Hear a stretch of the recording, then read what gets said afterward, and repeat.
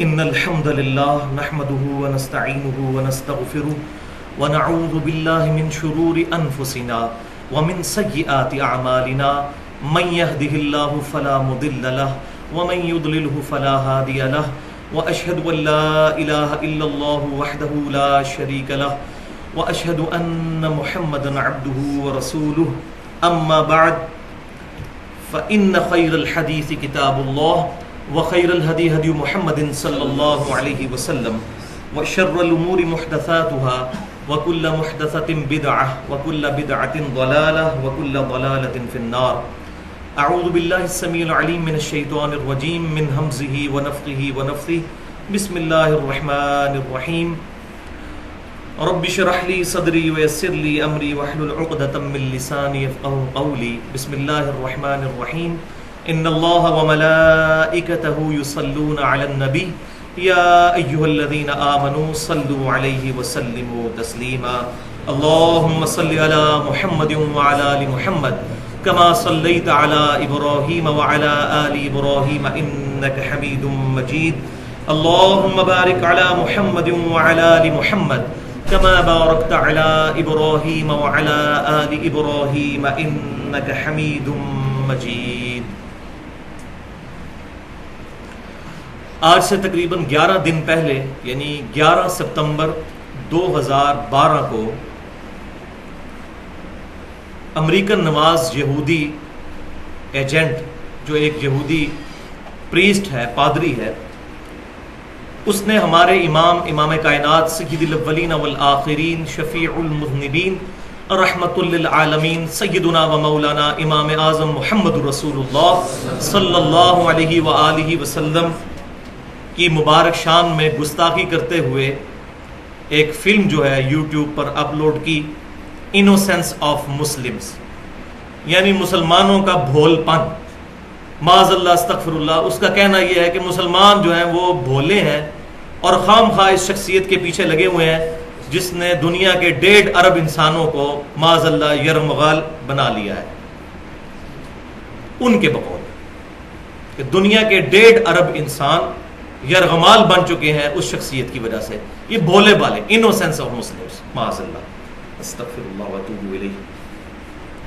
تو ہمارے ملک میں بھی کل 21 ستمبر 2012 کو جمعے کے دن یوم عشق مصطفیٰ صلی اللہ علیہ وسلم کے نام سے دن منایا گیا.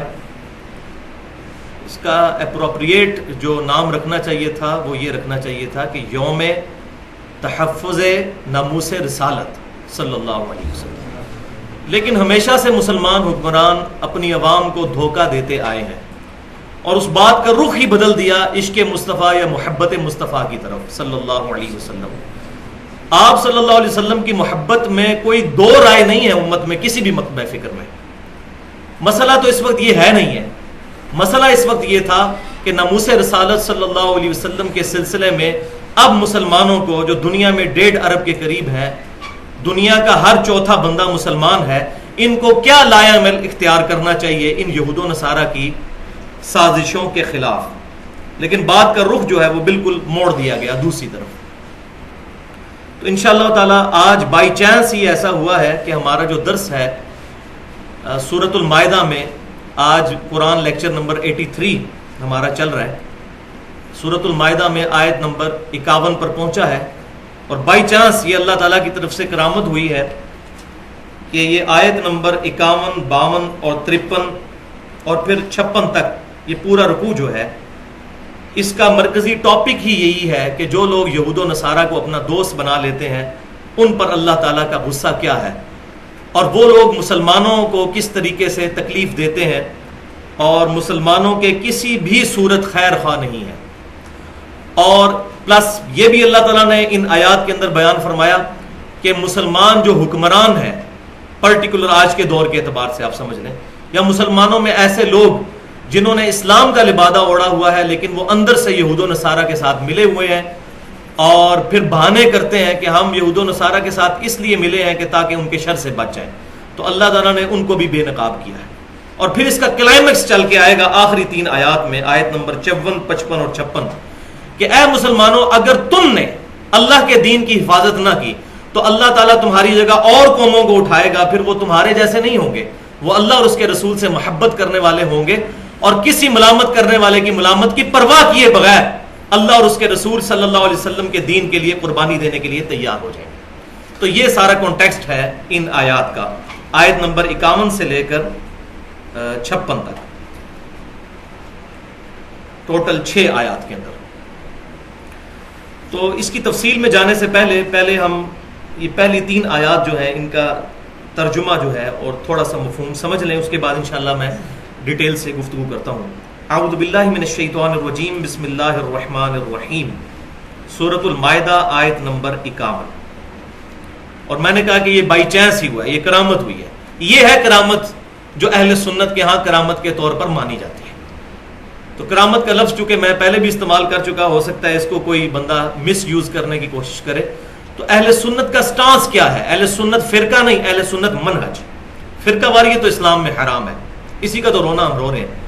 اہل سنت منہج میں کرامت سے مراد یہ ہے کہ اللہ تعالیٰ کا کرم ہو جائے کسی پر، یہ کسی کے اختیار میں نہیں ہوتا کہ وہ کچھ کر کے دکھا دے۔ مثال کے طور پر امام بہیقی رحمۃ اللہ علیہ کی شعراء آفاق تصنیف ہے دلائل النبوہ، جو 5ویں صدی ہجری میں حدیث کی ایک بہت بڑی کتاب ہے۔ اس میں صحیح سند کے ساتھ سیدنا انس بن مالک رضی اللہ تعالیٰ عنہ کی کرامت درج ہے، جنہوں نے نبی صلی اللہ علیہ وسلم کو 10 سال تک وضو کروایا، اور آپ صلی اللہ علیہ وسلم کے گھر کے فرد کی حیثیت سے آپ صلی اللہ علیہ وسلم کے ساتھ وہ رہتے تھے۔ فرماتے ہیں 10 سال میری عمر تھی، اور آپ صلی اللہ علیہ وسلم کی جب دنیا سے وفات ہوئی تو میری 20 سال عمر تھی۔ پھر آپ صلی اللہ علیہ وسلم کی وفات کے بعد 82 سال تک زندہ رہے، اور 93 ہجری میں مدینہ شریف میں جو آخر میں صحابہ فوت ہوئے ان میں سے سیدنا انس بن مالک رضی اللہ تعالیٰ عنہ کی بھی ذات ہے۔ تو انس بن مالک کے بارے میں دلائل النبوہ امام بہیقی کی، اس میں صحیح سند کے ساتھ ملتا ہے کہ ایک دفعہ قحط پڑ گیا تو کفار میں سے کسی شخص نے آ کر سیدنا انس بن مالک کو یہ طعنہ دیا کہ تم تو اللہ تعالیٰ کے محبوب بندے ہونے کا دعویٰ کرتے ہو کہ مسلمان اللہ کے محبوب ہیں اور یہود و نصارہ اور مشرکین یہ اللہ تعالیٰ کے مقبوض ہیں، غضب یافتہ ہیں، تو کیا حال ہے تمہارا کہ تم بھی قحط میں اسی طرح مبتلا ہو جس طرح ہم مبتلا ہیں؟ تو تم میں اور ہم میں تو کوئی فرق نہیں۔ تو سیدنا انس بن مالک رضی اللہ تعالیٰ عنہ کافی غمگین ہوئے، اپنی زمین میں جا کر کھڑے ہوئے جہاں پر انہوں نے فصل بوئی ہوئی تھی، اور وہاں اللہ کے حضور ہاتھ بلند کیے کہ اے اللہ مجھے اپنے دشمنوں کے مقابلے پر ذلیل نہ فرما، میری عزت اور آبرو کی حفاظت فرما، اور اے اللہ بارش عطا فرما۔ دعا کی، دعا کر کے فارغ ہوئے، اسی وقت ایک گھٹا چھائی اور صرف سیدنا انس بن مالک رضی اللہ تعالیٰ عنہ کی زمین پر بارش ہوئی، اور وہ بادل کا ٹکڑا برس کر وہاں سے چلا گیا، ارد گرد کوئی بارش نہیں ہوئی۔ تو یہ ہے کرامت کہ کسی کی دعا قبول ہو جائے یا اللہ تعالیٰ کسی کے ساتھ اس طرح کا معاملہ کر دے، جس طرح آج ہمارے ساتھ ہوا کہ یہ ایشو بھڑکا ہوا تھا، تو بائی چانس ہماری 83 نمبر کلاس جو ہے، جو ایک روٹین سے پچھلے 2-2.5 سال سے چل رہی ہے، وہ اسی موقع پر آئی جس موقع پر آج جو گستاخ رسول والا مسئلہ ایشو جو اٹھا ہے اس کو ایڈریس کرنا ضروری تھا۔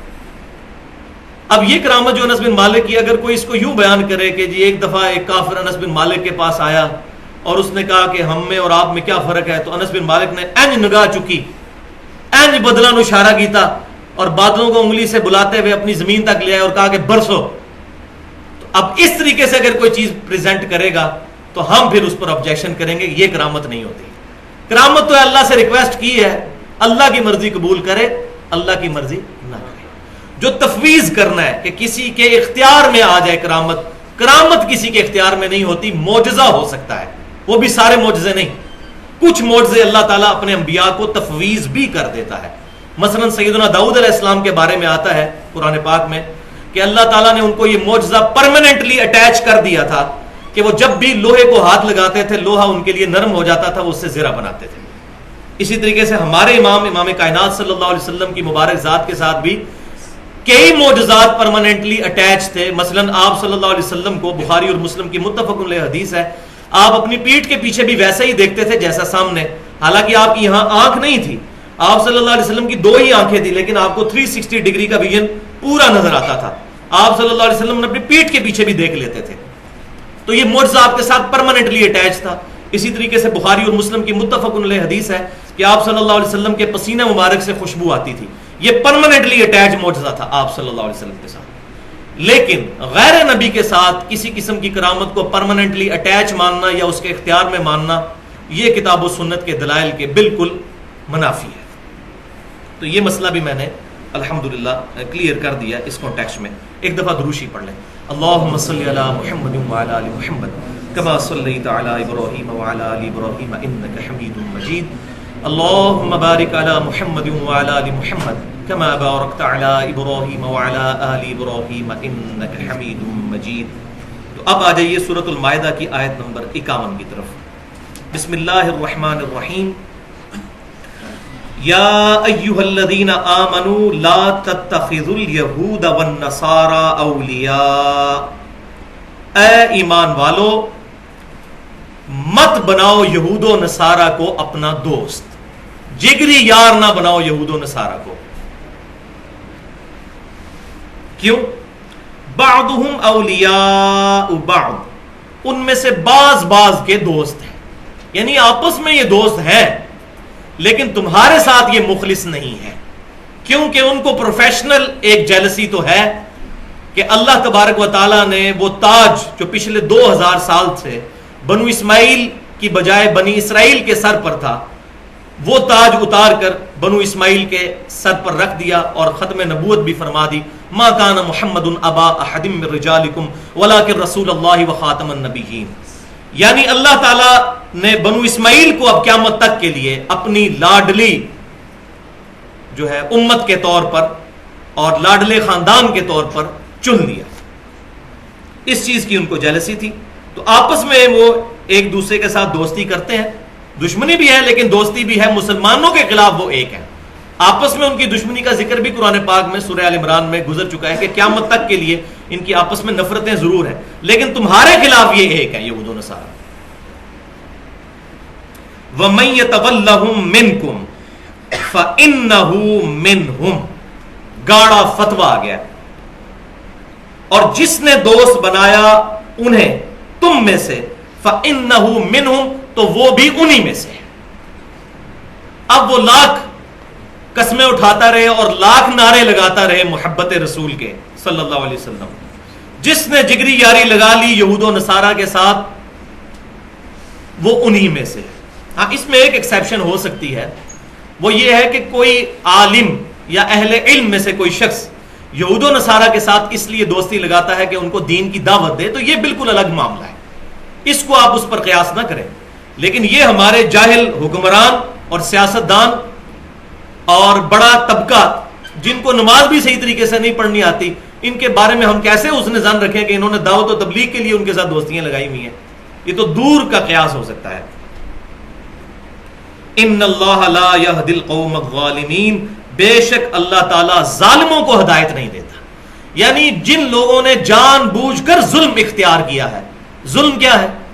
ظلم کی اپروپریٹ ٹرانسلیشن بنتی ہے اردو زبان میں یہ کہ کسی چیز کو اس کے مقام سے ہٹا کر کسی اور جگہ پر رکھ دینا. ایمان کا ایک تقاضا تھا کہ جگری یاری اللہ اور اس کے رسول صلی اللہ علیہ وسلم یا ان کے ریفرنس کے ساتھ صحابہ اکرام، تابعین، تبع تابعین یا اہل بیت کے ساتھ یا کامل الایمان مسلمانوں کے ساتھ ہونی چاہیے تھی. یہ تو تھا ایمان کا تقاضا. لیکن ظلم کیا ہوا کہ اس کو ہٹا کر دوسری جگہ پر رکھ دیا کہ بجائے ایمان والوں سے دوستی کرنے کے دشمنان اسلام سے دوستیاں گانٹ لی. تو اللہ تعالیٰ فرماتا ہے جنہوں نے جان بوجھ کر اب گمراہی اختیار کی ہے تو اللہ تعالیٰ کو معاذ اللہ استغفر اللہ اس چیز کی کوئی حاجت نہیں کہ ان کو زبردستی ہدایت دے. والذین جاہدوا فینا لنہدینہم سبلنا. جو لوگ ہماری راہ میں کوشش کریں گے ان کے لیے ہدایت ہے. ہدایت تو اس کائنات کی سب سے ایلیٹ چیز ہے. یہ اللہ تبارک و تعالیٰ بانٹتا نہیں پھرتا اس طرح نہیں. جو کوشش کرے گا اس کو ہدایت ملے گی. یہ من چلے گا سودا ہے. جس کی مرضی وہ لے لے، جس کی مرضی نہ لے. فَتَرَى الَّذِينَ فِي قُلُوبِهِم مَّرَضٌ. سو تم دیکھو گے ان لوگوں کو کہ جن کے دلوں میں مرض ہے، نفاق، اوپر سے مسلمان اور اندر سے منافق ہیں. يُسَارِعُونَ فِيهِمْ يَقُولُونَ نَخْشَىٰ أَن تُصِيبَنَا دَائِرَةٌ. ان میں مرض یہ ہے کہ دوڑ دوڑ کر یہود و نصارہ کی طرف جاتے ہیں اور کہتے ہیں ہم اس بات سے ڈرتے ہیں کہ ہم پر کوئی گردش زمانہ نہ آ جائے.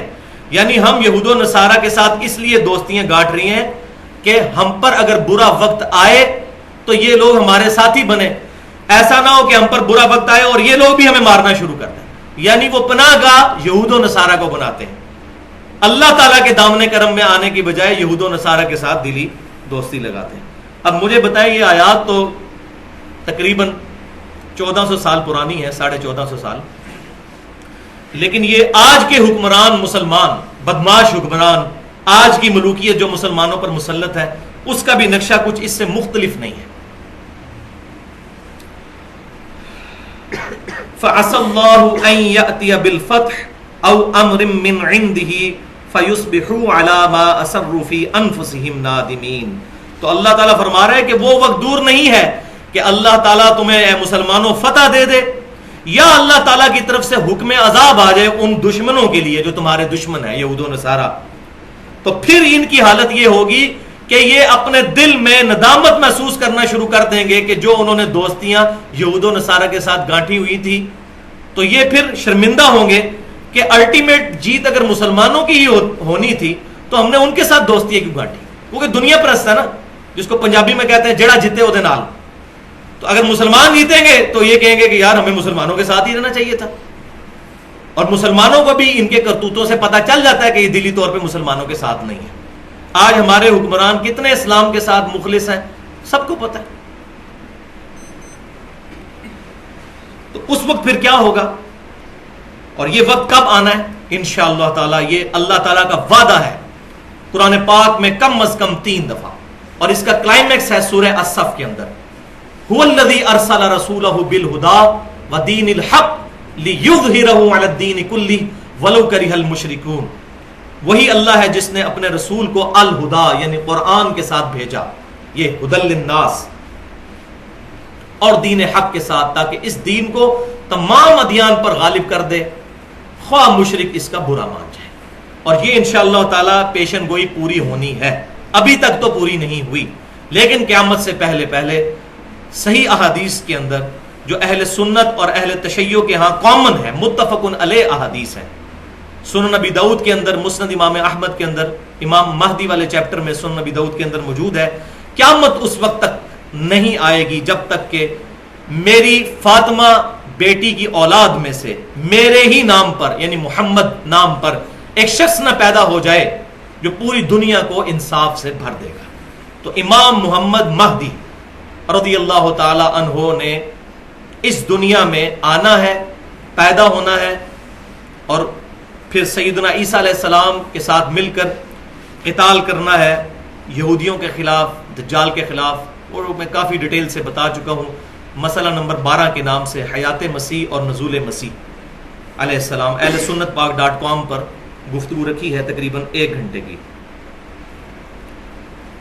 تو یہ وعدہ ہے, اللہ تعالیٰ نے یہ وعدہ پورا کرنا ہے.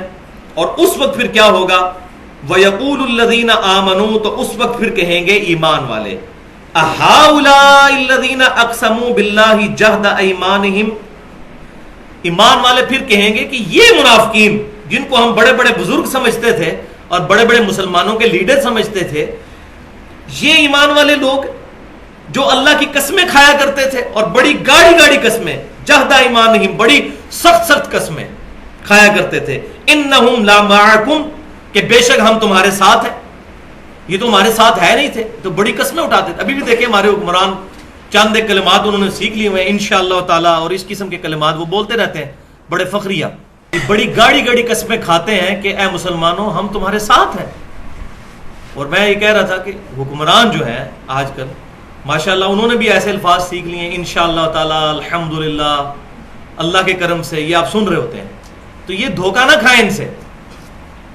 یہ بیچارے, اچھا یہ بھی نہیں ہے کہ یہ شعوری منافق ہے, ایسا بھی نہیں ہے, ان کو ہم منافق بھی نہیں کہہ سکتے, ظاہر کلمہ گو ہے, اہل قبلہ ہے, فتویٰ کسی پہ نہیں لگاتے.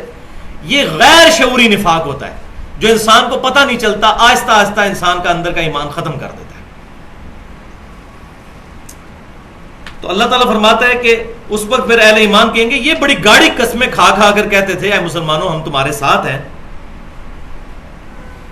حبطت اعمالهم فاصبحوا خاسرین، ایسے لوگوں کے اعمال اکارت گئے اور یہ خسارہ پانے والوں میں سے ہو گئے، والعیاذ باللہ تعالی۔ تو یہ دنیا میں بھی ہوگا اور آخرت میں تو ہونا ہی ہے۔ قیامت والے دن تو پول کھل ہی جانے ہیں۔ دنیا میں جن کے پول نہیں کھلے، قیامت والے دن تو پول کھل جائیں گے کہ وہ دنیا میں کیا مسلمانوں کے ساتھ دھوکہ کرتے رہے۔ تو اگلی آیات انشاءاللہ بعد میں پڑھتے ہیں، پہلے میں اس حوالے سے تھوڑی سی گفتگو کر لوں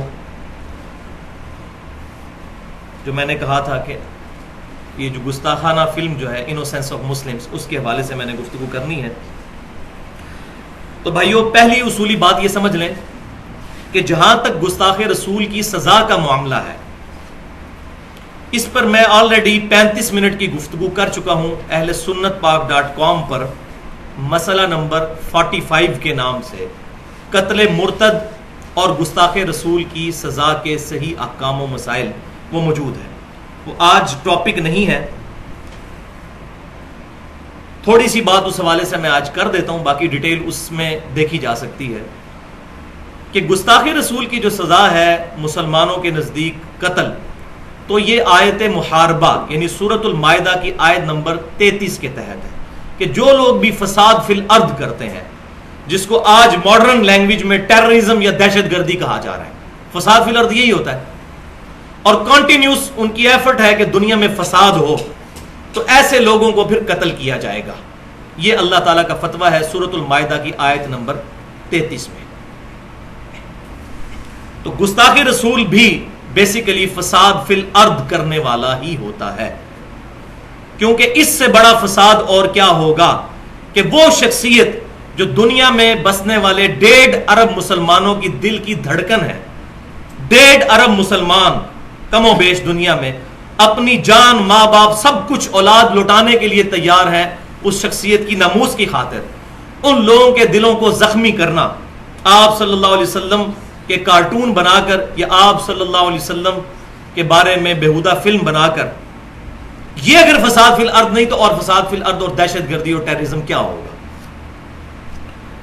مگر اس قانون کو مس یوز بھی نہیں ہونا چاہیے، یہ ہے ذرا جگر گردے سے سننے والی بات، کیونکہ ہمارے ملک میں کم علمی کی وجہ سے علماء عوام الناس کو بھڑکاتے ہیں دوسرے اہل قبلہ مسلمانوں کے بارے میں کہ یہ گستاخ رسول ہے، جس کا جس وقت دل کرتا ہے اپنی ذاتی دشمنی نبھانے کی خاطر لوگوں کو گستاخ رسول کہہ دیتا ہے۔ ہمارے ملک کے اندر تو کوئی گارنٹی نہیں ہے کہ گستاخ رسول والا فتویٰ لگا ہے تو بات ٹھیک بھی ہوگی یا نہیں۔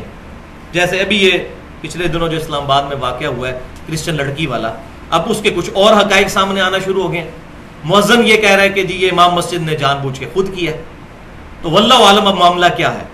تو ہمارے اس ملک میں گستاخ رسول والا جو قانون ہے، اس کو امپلیمنٹ کرنے سے پہلے بہت زیادہ احتیاط کی ضرورت ہے، کیونکہ یہاں لوگ ذاتی دشمنی کو نبھانے کے لیے بھی اپنے ذاتی خیالات کو بھی گستاخی کا نام دے دیتے ہیں، جو وہ سمجھ رہے ہوتے ہیں کہ یہ چیز گستاخی ہے۔ عین ممکن ہے کہ وہ حدیث شریف میں ہو تو وہ گستاخی سمجھ رہے ہوں۔ لہٰذا اس ملک کے لیے معاملہ جو ہے بڑا سوچ سمجھ کر کیا جائے، اور اس میں یہ بھی موقف سامنے رکھیں کہ جو اہل قبلہ ہے یا اہل کلمہ ہے مسلمان، جان بوجھ کر کوئی بھی نبی صلی اللہ علیہ وسلم کی شان میں گستاخی نہیں کرتا۔ تعویل کی غلطی لگ جائے الگ بات ہے، کوئی بندہ انٹینشنلی گستاخ رسول نہیں ہوتا۔ لہٰذا اگر کسی مسلمان سے کوئی بات ایسی سامنے آتی ہے تو یہ نہیں کہنا چاہیے کہ اب یہ واجب القتل ہے، اس کو قتل کر دیا جائے، ورنہ میں پہلے بھی اس لیکچر میں بھی بتا چکا ہوں کہ کتنے بڑے بڑے علماء جن کو آج سارے رحمت اللہ علیہ کہتے ہیں، ان کی کتابوں میں ایسی ایسی چیزیں موجود ہیں کہ جو پبلک کے سامنے جب ہم لے کر آئے، اور میرا ریسرچ پیپر نمبر 2 اندھا دھند پیروی کا انجام جو اہل سنت پاک.com میں رکھا ہوا ہے، جس کی وجہ سے ایک دفعہ پوری دنیا کے اندر زلزلہ آ گیا کہ یہ ہوا کیا ہے۔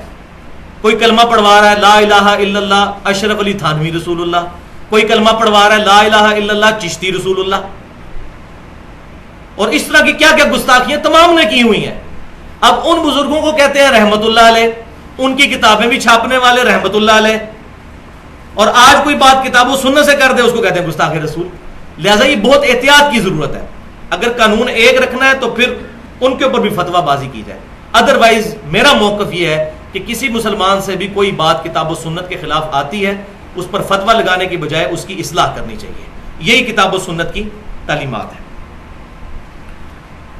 اور جہاں تک توبہ والا معاملہ ہے جی توبہ ہی قبول نہیں گستاخ رسول کی، بھائی یہ کس جگہ پہ لکھا ہوا ہے، کس آیت میں لکھا ہوا ہے اور کس حدیث میں لکھا ہوا ہے کہ ایک مسلمان اگر اسے غلطی سے کوئی ایسی بات ہوگی تو اس کی توبہ ہی قبول نہیں ہے؟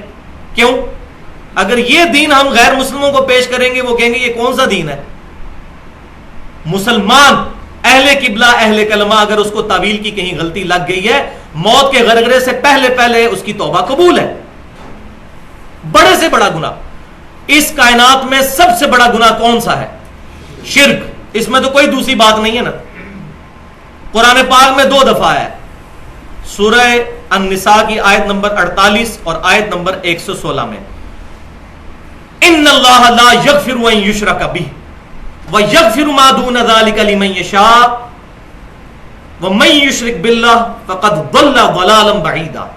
بے شک اللہ تعالیٰ اس گناہ کو کبھی معاف نہیں کرے گا قیامت والے دن. دنیا میں تو معاف کر دے گا، قیامت والے دن کہ اگر کوئی شخص اس حال میں اللہ کے پاس پیش ہوا کہ اس نے اللہ کے ساتھ شرک کیا ہوا، اس کے علاوہ جتنے گناہ ہیں اگر چاہے گا تو معاف کر دے گا. وہ بھی اوپن لائسنس نہیں ہے، اگر چاہے گا تو معاف کر دے گا. لیکن دنیا کے اندر اللہ تعالیٰ شرک بھی معاف کر دیتا ہے، جس سے بڑا کوئی گناہ ہی نہیں ہے. شرک اللہ کی گستاخی ہے. سورہ مریم میں پڑھ کے دیکھ لیجئے، اللہ تعالیٰ فرماتا ہے جنہوں نے رحمان کے لیے بیٹا تجویز کیا یہ اللہ کو اتنی بڑی گالی دی کہ قریب ہے کہ آسمان پھٹ پڑے، زمین شک ہو جائے اور پہاڑ ریزہ ریزہ ہو جائیں. ان دعوا للرحمن ولدا، کہ انہوں نے رحمان کے لیے بیٹا تجویز کیا. یعنی آسمان کے اگر ایسا ساتھ ہو تو آسمان بھی پھٹ پڑے، زمین بھی شک ہو جائے، پہاڑ ریزہ ریزہ ہو جائے کہ اللہ کو اتنی بڑی گالی کہ اللہ کے لیے بیٹا تجویز. لم یلد ولم یولد. لیکن اسی شرک کے بارے میں سورۃ الفرقان کی آیت نمبر 70 میں آ گیا، گھر جا کے پڑھ لیجئے پارہ نمبر 19 میں، کہ اللہ تعالیٰ فرما رہا ہے اگر کوئی شخص شرک سے بھی سچے دل سے توبہ کر لے ہم اس کے گناہوں کو بھی نیکیوں سے بدل دیں گے.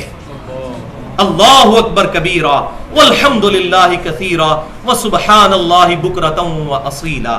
سبحان اللہ وبحمدہ عدد خلقہ ورضا نفسہ وزنۃ عرشہ ومداد کلماتہ وکتب علی نفسہ الرحمہ. ہم نے اپنے اوپر لازم کر لیا ہے کہ ہم ہر حال میں رحم ہی فرمائیں گے. یہ قرآن پاک کی آیت ہے سورہ الانعام کے اندر. بخاری اور مسلم کی متفقون علیہ حدیث ہے، اللہ تعالیٰ نے اپنی مخلوق کو پیدا کرنے سے پہلے اپنے پاس عرش پہ یہ عبارت لکھ لی تھی کہ میری رحمت میرے غضب پر بھاری رہے گی. لیکن مولویوں نے پتہ نہیں کیا اس کو رنگ دے دیا. لیکن اس کی دوسری ایکسٹریم بھی نہیں ہونا چاہیے کہ رحمت کی بنیاد کے اوپر اللہ کی نافرمانیاں کی جائیں. اس پہ بھی اللہ تعالیٰ کا بہت زیادہ غصہ ہے. قرآن پاک میں توبہ اس کی اللہ تعالیٰ فرماتا ہے قبول ہوگی جس نے توبہ کے بعد اپنی اصلاح بھی کر لی. خالی ہولی توبہ قرآن پاک میں کہیں نہیں ہے. وہ آج ٹاپک نہیں ہے، اس پہ میری پوری گفتگو ہے اہل سنت پاک.com پر تقریباً 45 منٹ کی مسئلہ نمبر 18 کے نام سے گناہ کبیرہ اور توبہ کا بیان. میں نے ڈیٹیل سے یہ تمام ایشوز جو دھوکے دیے جاتے ہیں لوگوں کو، کچھ NGOs دھوکہ دیتی ہیں، اخلاقیات کے نام پر عبادات سے دور کرتے ہیں، اور کچھ مولوی ہیں جو صرف داڑھی نماز اور ان چکروں میں ڈال کر باقی اخلاقیات سے دور کر دیتے ہیں. یہ دونوں ایکسٹریمز ہیں، ان دونوں کا میں نے الحمدللہ اس میں رد کیا ہے. تو لہٰذا اگر اللہ کے گستاخ کی توبہ ہے تو گستاخ رسول کی بھی توبہ ہے اگر وہ سچے دل سے توبہ کر لے.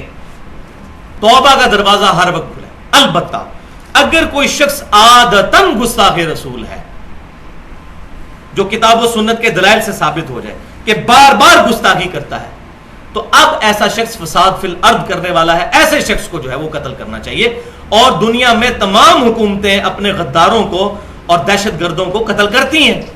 اس میں کسی کو تکلیف نہیں ہونی چاہیے کہ کیوں قتل کیا، تمام لوگ ایسے کرتے ہیں. لیکن اس بات کو سمجھنے کی ضرورت ہے.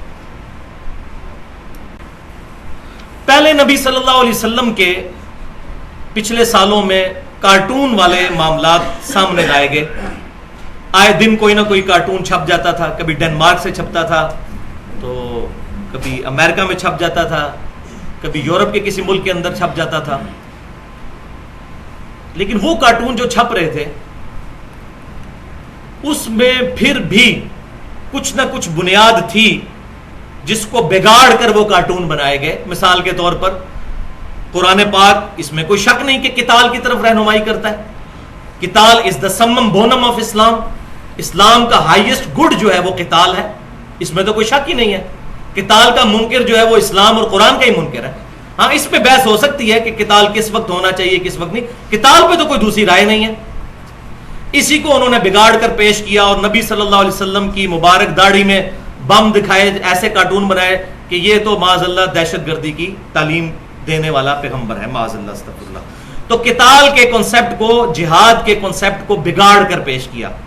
چلے تو اس کی تو پھر بھی کوئی بنیاد تھی جس کو بگاڑا, لیکن اس وقت یہ جو انہوں نے بے غیرتی اور بے حیائی کی ہے, اس کی تو کوئی بنیاد ہی نہیں تھی کہ جس کو بگاڑا جاتا. دنیا کی سب سے بڑی دہشت گردی اور دنیا کا سب سے بڑا جھوٹ جو ہمارے پروفٹ امام کائنات سید الاولین والآخرین شفیع المذنبین رحمت للعالمین سیدنا و مولانا امام اعظم محمد رسول اللہ صلی اللہ علیہ وسلم کی مبارک ذات پر انہوں نے بولا ہے. اور معاذ اللہ استغفر اللہ, معاذ اللہ استغفر اللہ, معاذ اللہ استغفر اللہ, آپ صلی اللہ علیہ وسلم پر ہومو سیکچولیٹی کا الزام لگایا اور اسی طریقے سے بے حیائی پہ مبنی الزامات آپ صلی اللہ علیہ وسلم پر لگائے جن کی کوئی بنیاد ہی نہیں ہے. چاہے قتال کسی نہ کسی شکل میں موجود تھا, اسلام تو ان تمام چیزوں کو کنڈیم کرتا ہے. دنیا میں سب سے زیادہ زنا سے بچنے والے اگر کوئی ہے تو مسلمان ہے. دنیا میں سب سے زیادہ لواطت سے بچنے والے اگر ہیں تو مسلمان ہے. یہ تو امریکہ ہے جس کی 3 اسٹیٹس کے اندر ہومو سیکچولیٹی کو قانون کی حیثیت دے دی گئی ہے. یہ تو ان لوگوں کا ہے, عیسائیت بھی یہ نہیں کہتی. یہ تو منکرین خدا سمجھ لیں یا ایتھیسٹ یا کمیونسٹ یا لبرل مائنڈ قسم کے لوگ ہیں جن کا کوئی دین مذہب ہی نہیں ہے, ان کے نظریات ہیں. ہم کرسچینٹی کو بلیم نہیں کرتے, نہ جوڈائزم کو, یہودیت کو بلیم کرتے ہیں اس معاملے میں. اب اس وقت ضرورت کس بات کی ہے, یہ ہے امپورٹنٹ گفتگو. ہمیں اس وقت اب کیا کرنا ہے, مسلمانوں کو اپنا لایا عمل کیا طے کرنا ہے ان گستاخیوں کے حوالے سے. تو اس پہ میں نے کافی غور و تفکر کیا ان 1.5-2 ہفتوں کے اندر. تو میں اس رزلٹ پر پہنچا ہوں لوگوں سے ڈسکشن کرنے کے بعد, باقی میڈیا دیکھنے کے بعد, کہ 2 سٹیپس بہت امپورٹنٹ ہیں اس پورے کانٹیکسٹ میں. سٹیپ نمبر 1 یہ ہے کہ ہم تشخیص کریں اس مرض کی کہ آخر کیا وجہ ہے کہ غیر مسلم بار بار نبی صلی اللہ علیہ وسلم کے کارٹون بنا رہے ہیں. ہم اس چکر میں پڑ گئے ہیں کہ ان کو پھانسی دو. یہ معاملہ تو بہت بعد میں دیکھنے والا ہے. پہلا اس مرض کی تشخیص کی جائے کہ مرض کیوں لگا ہے ان کو, آخر ان کے عزائم کیا ہیں اس کے پیچھے. اور جب اس کی تشخیص ہو جائے تو پھر اس مرض کا علاج, یہ ہے سٹیپ نمبر 2. یہ 2 سٹیپ. اس میں جو سٹیپ نمبر 1 ہے اس میں 5 پوائنٹس ہیں جو میں نے ڈسکس کرنے ہیں. پوائنٹ نمبر 1 یہ کہ اس ایشو کو, جو گستاخ رسول والا ایشو کارٹونز کی شکل میں یا فلم کی شکل میں چل رہا ہے, اس کا روٹ کاز انالیسز کس طرح کیا جائے, وہ انالیسز تھوڑا سا میں نے کیا ہے پوائنٹ نمبر 1 کی شکل میں. کہ اس وقت ایتھیزم یا مٹیریلزم کے ماننے والے مادہ پرست جو لوگ ہیں, جو کسی ریلیجن پر ایمان نہیں رکھتے, بس نام کے عیسائی اور یہودی ہیں, بیسیکلی تو وہ ایتھیسٹ ہو چکے ہوئے ہیں, منکرین خدا ہیں, مٹیریل کی پوجا کرنے والے لوگ ہیں. ان کو سب سے بڑی تکلیف یہ ہے کہ Islam is the only practising religion on the face of earth. دنیا میں کوئی اور دین پریکٹسنگ نہیں جس کے ماننے والے اس قدر پریکٹس کرتے ہوں اپنے دین کو. اس گئے گزرے دور میں بھی الحمدللہ 40-50 لاکھ بندہ حج کرنے کے لیے جاتا ہے. نماز پڑھنے والوں کی تعداد بھی لاکھوں میں نہیں ہے, کروڑوں میں ہے الحمدللہ. اور جمعہ پڑھنے والوں کی تعداد 1 ارب سے زیادہ ہی ہوگی. یہ تو ہو گیا عمل کے اعتبار سے. اور عقائد کے اعتبار سے جتنے سٹرانگ مسلمان ہیں, کوئی دنیا کا ریلیجن کا ماننے والا اپنے عقائد میں اتنا پختہ نہیں ہے. خصوصاً امام کائنات صلی اللہ علیہ وسلم کی مبارک ذات کے حوالے سے مسلمان اپنا تن من دھن سب کچھ لٹانے کے لیے تیار ہے, اس میں کوئی دوسری رائے نہیں ہے. اب چونکہ اسلام اونلی پریکٹسنگ ریلیجن ہے، لہذا شیطان دنیا میں چاہتا ہے کہ نفسانی خواہشات اور جنسی خواہشات کا غلبہ ہو، اور اس راستے میں سب سے بڑی رکاوٹ مسلمان ہے، مسلمانوں کا دین ہے۔ اسلام کبھی یہ نہیں چاہے گا کہ یہ تمام چیزیں عام ہوں، لہذا مسلمان دنیا میں اتنی بڑی تعداد میں موجود ہیں اور ان کا ریلیجن پریکٹسنگ ہونے کی وجہ سے جب بھی اس طرح کا کوئی ایشو سامنے آتا ہے تو مسلمان بڑھ چڑھ کر ان چیزوں کی مخالفت کرتے ہیں، جبکہ وہ تو نفس کی پیروی کرنا چاہتے ہیں۔ تو یہ ہے پہلی وجہ جو میں سمجھا ہوں، یہ گستاخانہ خاکے بنانے کی، اس پر اسلام دشمنی کا اظہار کرنے کی۔ پوائنٹ نمبر 2، یورپ اور امریکہ کی بہرا روی والی زندگی جو ہے، اس سے وہاں کا نوجوان طبقہ متنفر ہو کر بڑا تیزی سے اسلام کی طرف آ رہا ہے۔ جب سے اسلام کو ملائن کیا جا رہا ہے اتنا ہی تیزی سے اسلام پھیل رہا ہے۔ الحمدللہ 11 ستمبر 2001 کے بعد ٹوئنز ٹاور کا جو اٹیک ہوا، جو میں بینگ این انجینئر ٹیکنیکلی آپ کو بتاتا ہوں کہ وہ بلڈنگز جان بوجھ کر گرائی گئی ہیں، ڈیمالش کی گئی ہیں، اور وہ یہ تمام چیزیں اب سامنے بھی آ چکی ہیں ٹیکنیکلی۔ جہاز سے وہ بلڈنگ تو بڑی دور کی بات ہے، ہماری یہ بلڈنگ نہیں گر سکتی، اور اتنی بڑی سٹیل سٹرکچر اور ایک طرح کے ٹکڑے اس کے بن کے، تو وہ تو سارا پول کھل چکا ہے اب ان کا۔ اس سے انہوں نے مقصد کیا حاصل کرنا تھا کہ اسلام کو بدنام کریں اور اسلام کے خلاف پروپیگنڈا کریں، لیکن وہاں کا جو پڑھا لکھا طبقہ ہے وہ ہماری طرح تو ہے نہیں ہے۔ انہوں نے کہا کہ یہ کون سا دین ہے جس کو بدنام کیا جا رہا ہے، ہم بھی خود سٹڈی کریں، یہ کون دہشت گرد لوگ ہیں جو دنیا میں اتنی زیادہ تعداد میں موجود ہیں۔ انہوں نے الحمدللہ قرآن پڑھنا شروع کیا، اور قرآن وہ زندہ معجزہ ہے۔ بخاری اور مسلم کی متفق علیہ حدیث ہے، اللہ تعالیٰ نے ہر نبی کو ایک معجزہ دیا تھا، اور تمام انبیاء پر ایمان لانے والے لوگوں کی تعداد ڈیپینڈ کرتی تھی اس معجزے پر۔ اللہ تعالیٰ نے مجھے وحی قرآن کا معجزہ دیا ہے، میں اللہ سے امید کرتا ہوں قیامت والے دن میرے متبعین کی تعداد سب سے زیادہ ہوگی۔ کیوں؟ کہ معجزہ سب سے بڑا ہے آپ صلی اللہ علیہ وسلم۔ یہ پاکستان کا مولوی ہے جس کا پراپوگنڈا ہے قرآن حدیث ڈائریکٹ نہ پڑھو، وہ پلیز انگریز قرآن ڈائریکٹ پڑھتا ہے، انگریزی میں اس کو ہدایت مل جاتی ہے۔ پاکستان کا مولوی کہتا ہے نہ پڑھو، کیوں؟ اس کے عقیدے ہی قرآن کے خلاف ہے۔ اس نے تو قرآن پڑھ کے اپنے مسلک کو پھیلانا ہے، نہ کہ قرآن کو ماننا ہے، تو قرآن تو نہیں پڑھنے دے گا، کبھی بھی نہیں پڑھنے دے گا۔ تو 11 ستمبر 2001 کے بعد 9 مہینے میں 34,000 امریکنز نے اسلام قبول کیا، اور اس وقت سے لے کر ابھی تک یورپ اور امریکہ میں تقریباً روزانہ 400 بندہ مسلمان ہو رہا ہے قرآن پاک کا ترجمہ انگریزی میں پڑھنے کے بعد۔ اس تیزی سے اسلام ہے، بلکہ 2007 میں جب کلنٹن آیا تھا 2007 میں جیو کو انٹرویو دیتے ہوئے اس نے یہ بات پاکستان میں کہی تھی، اسلام از دا فاسٹسٹ گروئنگ ریلیجن ان امریکہ، امریکہ میں سب سے تیزی سے پھیلنے والا دین اسلام ہے۔ 2050 تک امریکہ میں سب سے زیادہ تعداد میں مسلمان ہو جائیں گے، اور آپ کو پتا ہے امریکہ اس وقت آبادی کے لحاظ سے دنیا کے 4تھے نمبر پر ہے، اتنی آبادی ہے، 30 کروڑ کے قریب آبادی ہے، پاکستان سے 1.5 گنا بڑی آبادی ہے، اور 2050 تک جس تیزی سے اسلام پھیل رہا ہے مسلمان زیادہ ہو جائیں گے امریکہ کے اندر۔ تو یہ ایک ریزن ہے جس کی وجہ سے وہ یہ سارے کا سارا معاملہ خراب کرنا چاہتے ہیں۔ پوائنٹ نمبر 3، اسلام کی پوری عمارت ایک شخصیت پر کھڑی ہے، اور وہ ہمارے پروفٹ امام کائنات سید الاولین والآخرین شفیع المذنبین رحمت للعالمین سیدنا و مولانا امام اعظم محمد رسول اللہ صلی اللہ علیہ وسلم کی مبارک ذات ہے۔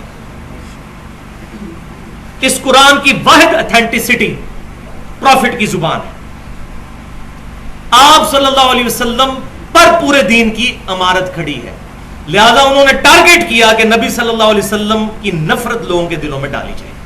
تو ڈاکٹر اقبال نے بہت پہلے ہی بات کی تھی، یہ فاقہ کش جو موت سے ڈرتا نہیں، روح محمد اس کے قلب سے نکال دو، کہ موت سے نہیں ڈرتا اپنے نبی کی خاطر، نبی صلی اللہ علیہ وسلم کی محبت اس کے دل سے نکال دو کسی طریقے سے، اس کو اگر مردہ کرنا ہے تو نبی صلی اللہ علیہ وسلم کی محبت نکال دی جائے۔ بخاری اور مسلم کی متفق علیہ حدیث ہے، تم میں سے اس وقت تک کوئی شخص مؤمن ہی نہیں ہو سکتا جب تک کہ میں اسے اس کے ماں باپ اولاد سب لوگوں سے بڑھ کر عزیز نہ ہو جاؤں. اور الحمدللہ پوری دنیا کے مسلمان خواہ کسی بھی مکتبہ فکر سے تعلق رکھتے ہوں، اہل سنت کہلوانے والے تینوں گروہ، بریلوی، دیوبندی، اہل حدیث اور اہل تشیع بھی، اپنے جان، مال، اولاد سب سے بڑھ کر نبی صلی اللہ علیہ وسلم سے محبت کرتے ہیں. تو آپ صلی اللہ علیہ وسلم کی محبت نکالنے کے لیے انہوں نے اس طرح کے کارٹون بنائے تاکہ لوگ پروفٹ کی ذات سے متنفر ہو جائیں تو باقی دین خود بخود ہی ان میں سے نکل جائے گا. معاذ اللہ، یہ ان کا ارادہ ہے لیکن اللہ تعالیٰ کامیاب نہیں ہونے دے گا. وہی ہے پوائنٹ نمبر 4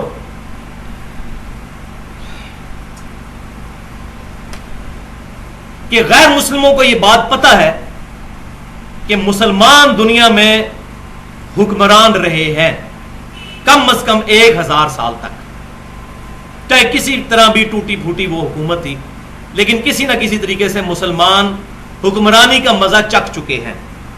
اور غیر مسلموں کو ابھی حکمرانی کا مزہ چکھے ہوئے 200-300 سال ہی گزرے ہیں، اور ان کو پتا ہے کہ ان کا مزہ ابھی بھی تازہ ہے. کسی وقت بھی ان کو کبھی سلگھایا جائے تو ان کے اندر کی وہ آتش جو ہے وہ بھڑک سکتی ہے کہ ہم دنیا پر اسی لیے آئے ہیں کہ اللہ کا نظام قائم کریں اور مسلمانوں کو دنیا پر رول کرنا چاہیے، کیونکہ انہوں نے اتنا حکمرانی کا وقت جو دیکھا ہے. تو یہ بات ان کو ہر وقت تنگ کرتی رہتی ہے. اس وجہ سے بھی نبی صلی اللہ علیہ وسلم کی گستاخی اور قرآن پاک کی وہ گستاخی کرتے ہیں. لیکن یہ انشاءاللہ تعالی اللہ کا وعدہ ہے، هو الذی ارسل رسولہ بالہدی ودین الحق لیظہرہ علی الدین کلہ ولو کرہ المشرکون. اللہ ہی ہے جس نے اپنے رسول کو الہدا، قرآن اور دین حق کے ساتھ مبعوث کیا تاکہ اس دین کو سارے ادیان پر غالب کرے. اور انشاءاللہ یہ دین غالب ہوگا، یہ جو مرضی کرتے رہیں انشاءاللہ تعالی. اور پوائنٹ نمبر 5 جو مجھے اس حوالے سے سب سے امید کی کرن نظر آئی ہے کہ میں پریشان تھا کہ پوری دنیا کے مسلمان ایک فریکوینسی پہ کیسے آ سکتے ہیں.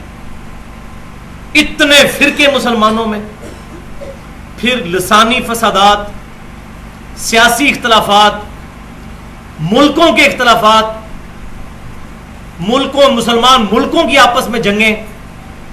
یہ بات سمجھ نہیں آتی تھی کہ پوری دنیا کے مسلمان ایک فریکوینسی پر کیسے آئیں گے.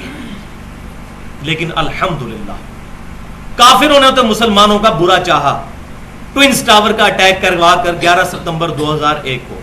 لیکن واللہ خیر الماکرین، اللہ سب سے بڑھ کر خفیہ تدبیر فرمانے والا ہے. اللہ کی خفیہ تدبیر اس طرح غالب آئی کہ اللہ تبارک و تعالیٰ نے وہ جو انہوں نے بدنامی کا ذریعہ بنایا تھا اسلام کا، وہی واقعہ لوگوں کو اس بات پر مجبور کرتا ہے کہ وہ قرآن پاک کا ترجمہ پڑھیں اور تیزی سے لوگ مسلمان ہو رہے ہیں. تو اللہ تعالیٰ مردے میں سے زندہ کو نکال دیتا ہے، یخرج الحی من المیت. لہذا اس فلم کے بعد اور ان کارٹونز کے بعد بھی میں اللہ سے امید کرتا ہوں کہ اللہ تعالیٰ ان کی اس سازش کو اس طرح ناکام فرمائے گا. اور یہ سورۃ الحجر کا آخری رکوع جا کر پڑھ لیجئے، پارہ نمبر 14 میں اللہ تعالیٰ فرماتا ہے محبوب صلی اللہ علیہ وسلم ہم کفایت کریں گے آپ کی طرف سے جو آپ سے ٹھٹا اور مزاح کرنے والے ہیں، ان کے مقابلے پر ہم آپ کے لیے کافی ہیں. تو آپ صلی اللہ علیہ وسلم کی عزت اور ناموس کی حفاظت اللہ خود فرمانے والا ہے. آپ صلی اللہ علیہ وسلم کی عزت ہماری کسی تگ و دو یا کوشش کی محتاج نہیں ہے، یہ تو ہماری سعادت ہے کہ ہم اس کا حصہ بن جائیں.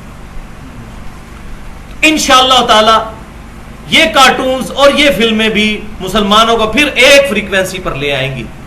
اور اب دیکھ لیں آپ، پوری دنیا میں احتجاج ہوا کل جمعے کے دن 21 ستمبر 2012 کو پوری دنیا کے اندر. اب یہ ہماری بدبختی ہے کہ یہاں احتجاج جو ہے وہ ذرا بری شکل میں ہے، وہ بھی میں نے پوائنٹ آج انشاءاللہ تعالی ڈسکس کرنا ہے آگے چل کر. باقی پوری دنیا میں مسلمان الحمدللہ اپنے محبوب صلی اللہ علیہ وسلم کی محبت میں باہر نکلے ہیں اور احتجاج ریکارڈ کروایا ہے. اب آتے ہیں سٹیپ نمبر 2 کی طرف. یہ تو تشخیص ہو گئی، میں نے 5 پوائنٹس کی شکل میں بتایا کہ وہ یہ کرنا کیوں چاہ رہے ہیں. اصل میں پروفٹ کی نفرت ہمارے دلوں میں یا دنیا کے دل میں بٹھانا چاہتے ہیں. اب سٹیپ نمبر 2 ہے کہ اس کا علاج کیا ہے. اس وقت مسلمانوں کو کیا طرز عمل اختیار کرنا چاہیے اس اتنی بڑی آفت کے مقابلے پر. تو اس میں 3 پوائنٹس ہیں اور کیٹیگری وائز. پہلی کیٹیگری ہے مسلمان حکمرانوں کی، دوسری کیٹیگری مسلمان علماء اور دانشور اسکالرز اور جماعتیں مسلمان جو کام کر رہی ہیں، اور تیسری کیٹیگری میں مسلمان عوام الناس کو کیا کرنا چاہیے. تو کیٹیگری نمبر 1 میں مسلم ملکوں کے حکمرانوں کو کیا کرنا چاہیے. تو اس میں میرا پوائنٹ آف ویو یہ ہے کہ دنیا میں اکثر مسلمان حکمران تو خود ہی یہود و نصارہ کے پٹھو ہیں، سمیت ہمارے پاکستان کے. اس وقت اگر کوئی تھوڑی بہت رمق ہے کسی مسلمان حکومت میں کہ جو اس طرح کے معاملات میں سامنے آ سکتے ہیں، تو میرے نزدیک وہ 3 ملک ہی. نمبر 1 سعودی عرب، ان کو تو ویسے ہی آنا چاہیے، بنو اسماعیل کو اللہ تعالیٰ نے سارے جہان والوں پر فضیلت دی ہے. نمبر 2 ایران، اور نمبر 3 اس وقت بہت بڑی خوش نصیبی ہماری کہ مصر کے اندر بھی اسلامی حکومت آ چکی ہے الحمدللہ، تقریباً 100 سال کی جدوجہد کے بعد. تو یہ 3 مسلمان ملک سامنے آئے اور باقی مسلمان حکمرانوں کے ساتھ بھی بات چیت کر پہلا سٹیپ تو یہ لے کہ تمام مسلمان ملکوں میں امریکہ کی جو ایمبیسیز ہیں ان کو کچھ مخصوص وقت کے لیے بند کروا دیں احتجاج، جب تک وہ ویڈیوز یوٹیوب سے ڈیلیٹ نہیں کرتے، اسی طریقے سے گوگل سرچ میں سے نہیں نکالتے. یہ پہلا سٹیپ گورنمنٹس کو لینا چاہیے. اور پاکستان کے بزدل حکمرانوں کو میں ریکویسٹ کروں گا کہ انہوں نے جان چھڑانی ہے اگر اپنے مائی باپ سے، تو یوں کہہ لیں کہ امریکنز کو یہ کہیں کہ بھائی آپ کی جان و مال کی حفاظت ہم نہیں کر سکتے، تو خدا کے لیے کچھ عرصے کے لیے ہماری اس پاگل عوام کے کہنے پر آپ اپنی ایمبیسی جو ہے خود ہی بند کر دیں، کیونکہ یہ تو بیچارے بکے ہوئے ہیں نا، یہ ڈائریکٹ تو ان کو کہہ نہیں سکتے. اس طریقے سے کہہ کے کم از کم اپنا پروٹیسٹ ریکارڈ کروا دیں. پوائنٹ نمبر 2 اس میں مسلم حکمرانوں کی کیٹیگری میں وہ یہ ہے کہ جو سائبر ٹیکنالوجی ہے، یعنی انٹرنیٹ کی ٹیکنالوجی، اس کو کنٹرول ہونا چاہیے. مجھے پتا چلا ہے کہ ملیشیا کے اندر یہ ٹیکنالوجی کنٹرول ہے، وہاں پر یوٹیوب بند نہیں ہوئی، گوگل سرچ بند نہیں ہوئی، لیکن وہ ایسی کنٹرول ہے کہ انہوں نے کانٹریکٹ کیا ہوا تھا گوگل والوں کے ساتھ کہ ہم جب چاہیں گے کسی بھی ویڈیو کے معاملے میں اس کو بلاک کر سکتے ہیں. اب ملیشیا کے اندر اگر کوئی شخص انوسینس آف مسلم اس نام سے کوئی بھی سرچ کرے گا تو اس کے سرچ میں کوئی ویڈیو نہیں سامنے کھلے گی. تو سائبر ٹیکنالوجی جو ہے اس کو کنٹرول کرنے کی ضرورت ہے، خصوصاً ہماری جو وہ پی ٹی اے ہے، پاکستان ٹیلی کمیونیکیشن اتھارٹی، اس کو اس سلسلے میں سامنے آنا چاہیے. اور پوائنٹ نمبر 3 مسلم حکمرانوں کے حوالے سے وہ یہ ہے کہ جو ہماری الحمدللہ پوری دنیا کے مسلمانوں کی ایک آرگنائزیشن ہے OIC، organization of Islamic countries, جس کو وہ شاہ احمد نورانی صاحب کہا کرتے تھے OIC، وہ کہتے تھے یہ OIC نہیں ہے OIC، کوئی معاملہ ہو جاتا تھا کہتے OIC، یہ تو OIC ہے. اس کو فعال بنانے کی ضرورت ہے اور اس میں سب سے پہلے سعودی عرب کو ہی سامنے آنا چاہیے، کیونکہ آپ دیکھیں وہ اوپنلی یہ بات کر رہے ہیں اس وقت کہ ایکسس آف ایول جو ہیں وہ 2 شہر ہیں، مکہ اور مدینہ، معاذ اللہ استغفر، یعنی فتنے کی بنیاد جو ہے یہ 2 شہر ہیں معاذ اللہ. اب بھی سعودی حکمران جو ہیں یہ ملوکیت، ان کو اگر شرم نہ آئے تو پھر کب آئے گی؟ ان کو سامنے آنے کی ضرورت ہے، OIC کو فعال کرنے کی. اور پاکستان تو ویسے ہی لا الگ ہے ماشاءاللہ. پاکستان تو امریکہ کے بعد سب سے زیادہ جس کے ٹکڑوں پر پل رہا ہے وہ سعودی عرب ہے. دنیا میں 2 ہی ملک ہیں جو سب سے زیادہ پاکستان کو فائنانس کرتے ہیں، پہلے نمبر پر امریکہ ہے. یہ شاید ہم میں سے اکثر کو نہیں پتا، ظاہر ہے جس کا لے کے کھا رہے ہیں تو ان کے پھر وفادار تو ہوں گے نا یہ، اور ہم بھی. اور دوسرے نمبر پر سعودی عرب. تو سعودی عرب کے ٹکڑوں پر پہلے ہی پاکستان پل رہا ہے. تو اگر سعودی حکومت، اور آپ دیکھیں جہاں بھی بڑے پولیٹیکل ڈیسیژن آتے ہیں، چاہے وہ پرویز مشرف کا نواز شریف کے ساتھ معاملہ ہو، ہمیشہ سعودی حکومت آ کر وہ سارے کا سارا معاملہ اپنے ہاتھ میں لے لیتی ہے. اور ان کا کوئی حکمران یہاں پر آ جائے اور آپ کو پتہ ہے کہ سارے چاروں چیف جو ہیں اس کو، اور چیف منسٹرز اور تینوں فوجوں کے سربراہ اور صدر اور وزیر اعظم سارے پہنچ جاتے ہیں ایئرپورٹ کے اوپر استقبال کرنے کے لیے، کیونکہ لے کے جو کھا رہے ہیں.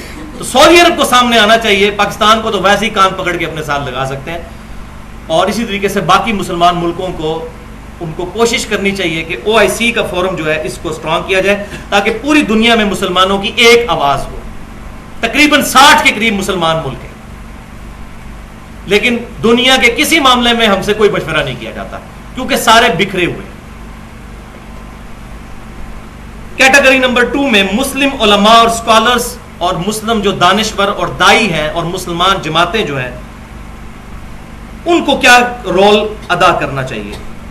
تو اس میں پہلا جو پوائنٹ ہے وہ یہ ہے کہ مسلمانوں کے پاس اس وقت سب سے بڑا ایسٹ یہ ہے کہ مسلمان میرے جیسا گناہگار سے گناہگار مسلمان ہی کیوں نہ ہو، اس کے دل میں اپنے محبوب صلی اللہ علیہ وسلم کی محبت ہے. الحمدللہ، اس سے کوئی انکار نہیں ہے. میں ان فنیٹکس کی طرح بھی نہیں ہوں جو محبت رسول کو صرف اطاعت کے ساتھ جوڑ دیتے ہیں کہ جس نے داڑھی رکھ لی، پگڑی رکھ لی اور شلوار ٹخنوں سے اوپر کر لی نمازیں، وہی محبت رسول رکھنے والا ہے.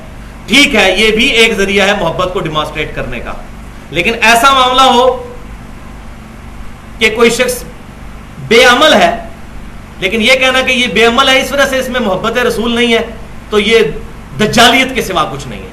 یہ دونوں ایکسٹریمز ہیں. محبت الگ سے ضروری ایک جذبہ ہے، اطاعت ایک الگ سے ضروری. یہ دونوں کنسٹرینٹس بیک وقت ضروری ہیں.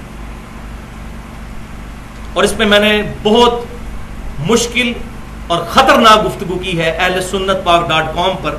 مسئلہ نمبر 9 کے نام سے ہے اللہ اور اس کے رسول کی محبت اور اطاعت کا فرق کیا ہے.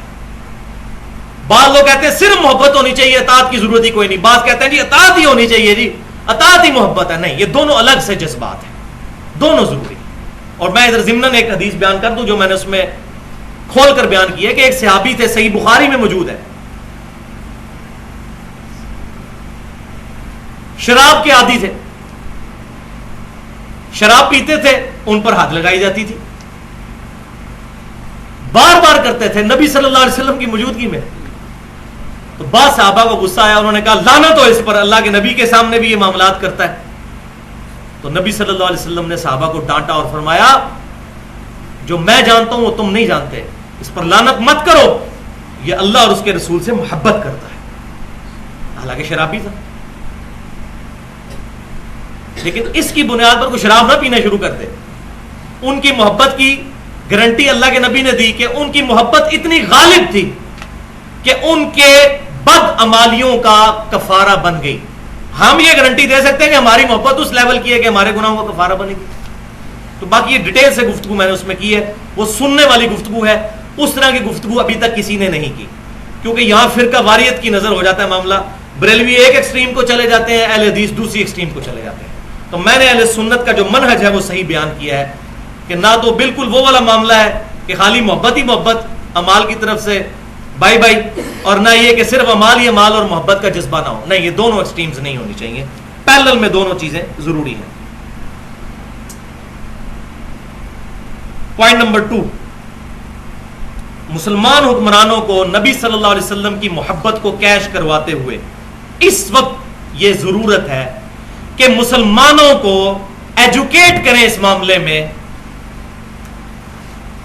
اور بتائیں کہ مسلمان دنیا میں کس کام کے لیے آیا ہے. یہ اللہ کا خلیفہ ہے دنیا پر، اور مسلمانوں کو خلافت اور ملوکیت کا فرق سمجھائیں.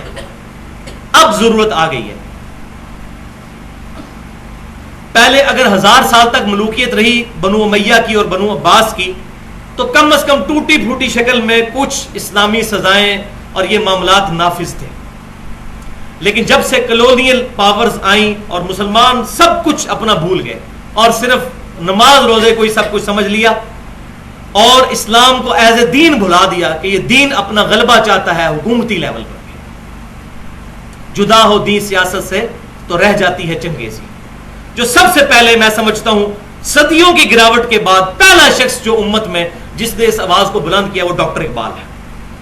اور انہوں نے پھر اپنے زمانے میں ایک اور بندے کو پوائنٹ آؤٹ کیا کہ یہ مسلمانوں کو لیڈ کر سکتا ہے، اور وہ وقت نے بتایا کہ واقعی اس نے بہت بڑا کارنامہ کیا، وہ مولانا مودودی رحمۃ اللہ علیہ. اور پھر تیسرے نمبر پر پرسنالٹی ڈاکٹر اسرار صاحب جو ان کے شاگرد ہیں. تو میں نے تقریباً 2 گھنٹے کی گفتگو کی ہے مسئلہ نمبر 47 کے نام سے، خلافت قرآن اور منہج انقلاب نبوی کے 3 سٹیپس. 2 گھنٹے کی گفتگو اہل سنت پاک.com پر رکھی ہوئی ہے، اور اسی میں سے آخری 1 گھنٹے کی گفتگو ہے جس کا نام ہے کہ فکر حسین تحریک خلافت کی روح ہے. وہ ایکسکلوسیو گفتگو ہے کہ آج سیدنا حسین کی قدر یاد آتی ہے. بات وہی ہے کہ ماما روزانہ حسین نہیں جمدیاں، روزانہ حسین نہیں مائیں پیدا کر سکتی. آج حسین علیہ السلام رضی اللہ تعالیٰ عنہ، یہ دونوں کہنا جائز ہے، صحیح، آج قدر آ رہی ہے کہ خلافت اور ملوکیت کا کیا فرق ہے. تو اس چیز کی ضرورت ہے کہ اس چیز کو اجاگر کیا جائے. اور اس میں نے اس لیکچر میں یہ 3 پوائنٹس بتائے ہیں کہ دعوت الی القرآن، اور جب دعوت الی القرآن ہوگی فرقہ واریت ختم ہو جائے گی، خود سب اپنے آپ کو مسلمان کہیں گے. وَاعْتَصِمُوا بِحَبْلِ اللَّهِ جَمِيعًا وَلَا تَفَرَّقُوا هُوَ سَمَّاكُمُ الْمُسْلِمِينَ مِنْ قَبْلُ وَفِي هَذَا. قرآن تو کہے گا پھر مسلم اور فرقہ واریت سے پرہیز کرو. اس لیکچر میں نے ڈیٹیل سے بتایا. اور دوسرا قتال کا جذبہ یہ مسلمان علماء پیدا کریں، جو اسلام کا سمم بونم ہے. اس پہ میری پوری گفتگو الگ سے بھی ہے مسئلہ نمبر 25 کے نام سے، قتال کی اہمیت اور کلمہ گو اہل قبلہ مسلمانوں کی تکفیر کی مذمت. کیونکہ کچھ لوگ قتال کی آڑ میں اہل قبلہ اور مسلمانوں کو جو ہے وہ منافق ڈکلیئر کر دیتے ہیں، یہ بھی دوسری ایکسٹریم ہے. اور تیسری چیز ہے فکر حسین کو عام کیا جائے کہ سیدنا حسین نے جو بنو امیہ کی ظالم حکومت کے خلاف پیسیو ریزسٹنس کرتے ہوئے اپنی جان دی، تو وہ وجہ کیا تھی وہ آج سمجھ آ رہی ہے. اب آخری کیٹیگری اس میں وہ ہے مسلم عوام الناس. عوام الناس کو کیا کرنا چاہیے؟ پہلے مسلم حکمران، اس کے بعد مسلم جماعتیں اور علماء، اب مسلم عوام الناس یعنی ہمارے جیسے لوگوں کو کیا کرنا چاہیے. تو پوائنٹ نمبر 1 اس میں یہ ہے کہ مسلمانوں کو اب چاہیے کہ اپنے دین کی طرف رجوع کریں اور کتاب و سنت کا علم حاصل کریں خود. اس کے لیے کسی مدرسے میں داخلہ لینے کی ضرورت نہیں ہے، ورنہ آپ کسی فرقے کے عالم بن کر باہر نکلیں گے. آپ اسلام کے خادم بنیں. قرآن، بخاری اور مسلم کا ترجمہ اردو میں خود پڑھیں، کسی بھی مکتبہ فکر کا پڑھ لیں. ترجمے میں کوئی گڑبڑ نہیں ہے، تفسیروں میں یہ ان لوگوں نے گڑبڑ کی. تفسیر اسی کی پڑھیں جو صحیح حدیث سے سپورٹڈ ہے. ادروائز صرف قرآن کا ترجمہ اور صحیح بخاری اور صحیح مسلم کا ترجمہ پڑھیں تاکہ دین بالکل واضح ہو. اور اس میں سجیسٹ کروں گا، اس وقت 2 ترجمے ایسے ہیں کہ جو میں نے سارے مکاتب فکر کے جو ترجمے اسٹڈی کیے ہیں اس کے بعد میں سمجھتا ہوں سب سے آسان ہے اور قرآن کی روح کے قریب ہے اور قرآن کا سوز و گداز ان ترجمے میں موجود ہے. ان میں سے پہلا ترجمہ مولانا مودودی رحمۃ اللہ علیہ کا جو اب الگ سے چھپ چکا ہے، ایک صفحے پر عربی اور دوسرے پر اردو، اس طریقے سے. اس کا یہ فائدہ ہے اگر کسی نے صرف ترجمہ پڑھنا ہے تو ترجمہ پڑھ سکتا ہے، کمپیوٹر کمپوزنگ والا وہ آپ لے لیں. اور دوسرا ترجمہ ایک بریلوی عالم ہے، 1997 میں ان کی ڈیتھ ہوئی، جسٹس پیر کرم شاہ صاحب الازہری، جو الازہر یونیورسٹی سے پڑھے ہوئے تھے. ان کا ترجمہ جو میرے پاس بھی ہے جس سے میں درس دیتا ہوں، وہ ترجمہ بھی کافی آسان ہے. دوسرے نمبر پر کوئی ترجمہ، یہ 2 ترجمے. اس کے علاوہ بھی جس کا ترجمہ پسند ہے وہ پڑھے. اہل تشیع کا ترجمہ پڑھ سکتے ہیں، کسی کا بھی پڑھ سکتے ہیں. ترجمے میں انشاءاللہ مولوی نہیں گھسے گا اس لیول تک، اللہ ماشاءاللہ کو 2-4 غلطیاں کرے لیکن وہ پکڑا جاتا ہے. ہاں جی، اب آ رہی ہے ذرا کڑوی گولی. پوائنٹ نمبر 2 کہ مسلم عوام الناس کو توڑ پھوڑ کرنے کی بجائے جو یہ انہوں نے کل کیا 21 ستمبر 2012 کو، اور یہ بھی بالکل غلط باتیں ہو رہی ہیں کہ جی یہ کوئی غیر مسلم مسلمانوں میں گھسا ہے، کوئی را انوالو ہے. او بھائی کوئی نہیں، میں بچپن سے مولویوں کے ساتھ اٹھا بیٹھا ہوں، یہ سب کچھ مولوی خود کرواتے ہیں. پھر پبلک میں آ کر اور ٹی وی پر بیٹھ کے کہہ رہے ہیں توڑ پھوڑ نہیں کرنی چاہیے، کرواتے خود ہیں. ان کی 2 رخی ہیں. اللہ ماشاءاللہ جو سمجھدار جماعتیں وہ الگ بات، جو اسٹیبلش ہیں ان کی میں بات نہیں کرتا، لیکن کچھ جو شترے بے مہار جس کو کہتے ہیں نا علماء، وہ یہ اس طرح کے کام کر رہے ہیں. اور لوگوں کو بھر باہر سے کوئی نہیں آ کے بھائی کر رہا. باہر سے آ کے میں ٹی وی پہ سن رہا تھا 6,000 لوگوں کے خلاف مقدمہ ہوا ہے. 6,000 راہ کے ایجنٹ پاکستان میں آ گیا. یہ پاکستانی ہے جو مس یوز ہوتے ہیں. تو توڑ پھوڑ کرنے کی بجائے محبت رسول کا دعویٰ کرنا ہے تو میں تو پھر کڑوی گولی دوں گا کہ جس کو محبت رسول ہے نا جی, وہ چوک میں کھڑا ہو کر پھر اعلان کرے کہ انہوں نے میرے نبی کی داڑھی میں بم رکھا ہے تو میں آج کے بعد داڑھی کی نیت کرتا ہوں. ہاں جی, کرے نا داڑھی کی نیت, آ کے پتہ چل جائے گا. یہ محبت رسول میں کلاشن کوف چلا لینا بہت آسان ہے. کسی کو پتھر مار لینا, کسی کا شیشہ توڑ دینا, کسی گاڑی کو آگ لگا دینا, یہ بہت آسان ہے. ہاں, داڑھی کی نیت کرنا مشکل ہے کیونکہ بیوی منع کرے گی, ماں دودھ نہیں بخشے گی, یہ تو بہت مشکل کام ہے. تو یہ سارے جھوٹے دعوے ہیں. اگر ہے تو سامنے آئے. جس طرح آپ کو پتا ہے انڈیا کے اندر بھی کتنے وہ ہزار نوجوانوں نے جو ہے وہ اکٹھی شیو کی تھی صرف وہ ایک بلیڈ کے اشتہار کے لیے. پھر پاکستان میں بھی ہونے لگی, یا پھر کچھ لوگ سامنے آئے انہوں نے اس کو روک دیا. اس طریقے سے ہونا یہ چاہیے کہ کراچی میں, لاہور میں, اسلام آباد میں, جو ہمارے بڑے بڑے کیپٹل سٹیز ہیں, ان میں پاکستانی اکٹھے ہوں ہزاروں نوجوان اور کہیں کہ جی آپ نے ہمارے نبی کی داڑھی میں بم رکھا, ہم نے پہلے تو داڑھی نہیں تھی رکھی ہوئی, اب ہم داڑھی رکھتے ہیں, آ جاؤ بچہ میدان میں. آج کے بعد ہم پریکٹسنگ مسلمان بنتے ہیں. تو عشق رسول, محبت رسول ظاہر ہو جائے گی انشاءاللہ تعالی. اور پوائنٹ نمبر 3 یہ ہے کہ اپنی اخلاقی اقدار کو بہتر بنائیں تاکہ مسلمان تبلیغ کا ذریعہ بن سکیں. دنیا میں بےایمانی پر پہلے نمبر پر مسلمان, حالانکہ ایمانداری سکھانے والا اونلی ریلیجن اسلام ہے. وہ صحیح بات کی جاتی ہے کہ اسلام سب سے بیسٹ ریلیجن ہے, لیکن مسلمان جو ہے وہ بدترین قوم بن چکے ہیں. تو اپنے اخلاق اور کردار سے غیر مسلموں کو متاثر کریں. ہو رہا یہ ہے کہ غیر مسلم ملکوں سے کوئی مسلمان آ جاتا ہے تو اتنی تعریفیں کرتا ہے ان کی, آپ سنتے ہی ہیں نا, جی امریکہ میں بڑا اچھا سسٹم ہے, جی یورپ میں بہت ہے نا یار, غلط تو نہیں کہہ رہے, انصاف ہے وہاں پر, اس میں کوئی شک نہیں ہے. ہمیں بھی اپنی اخلاقی اقدار کو اب اس موقع پر اس کو تجدید عہد کے طور پر اس دن کو منانا چاہیے.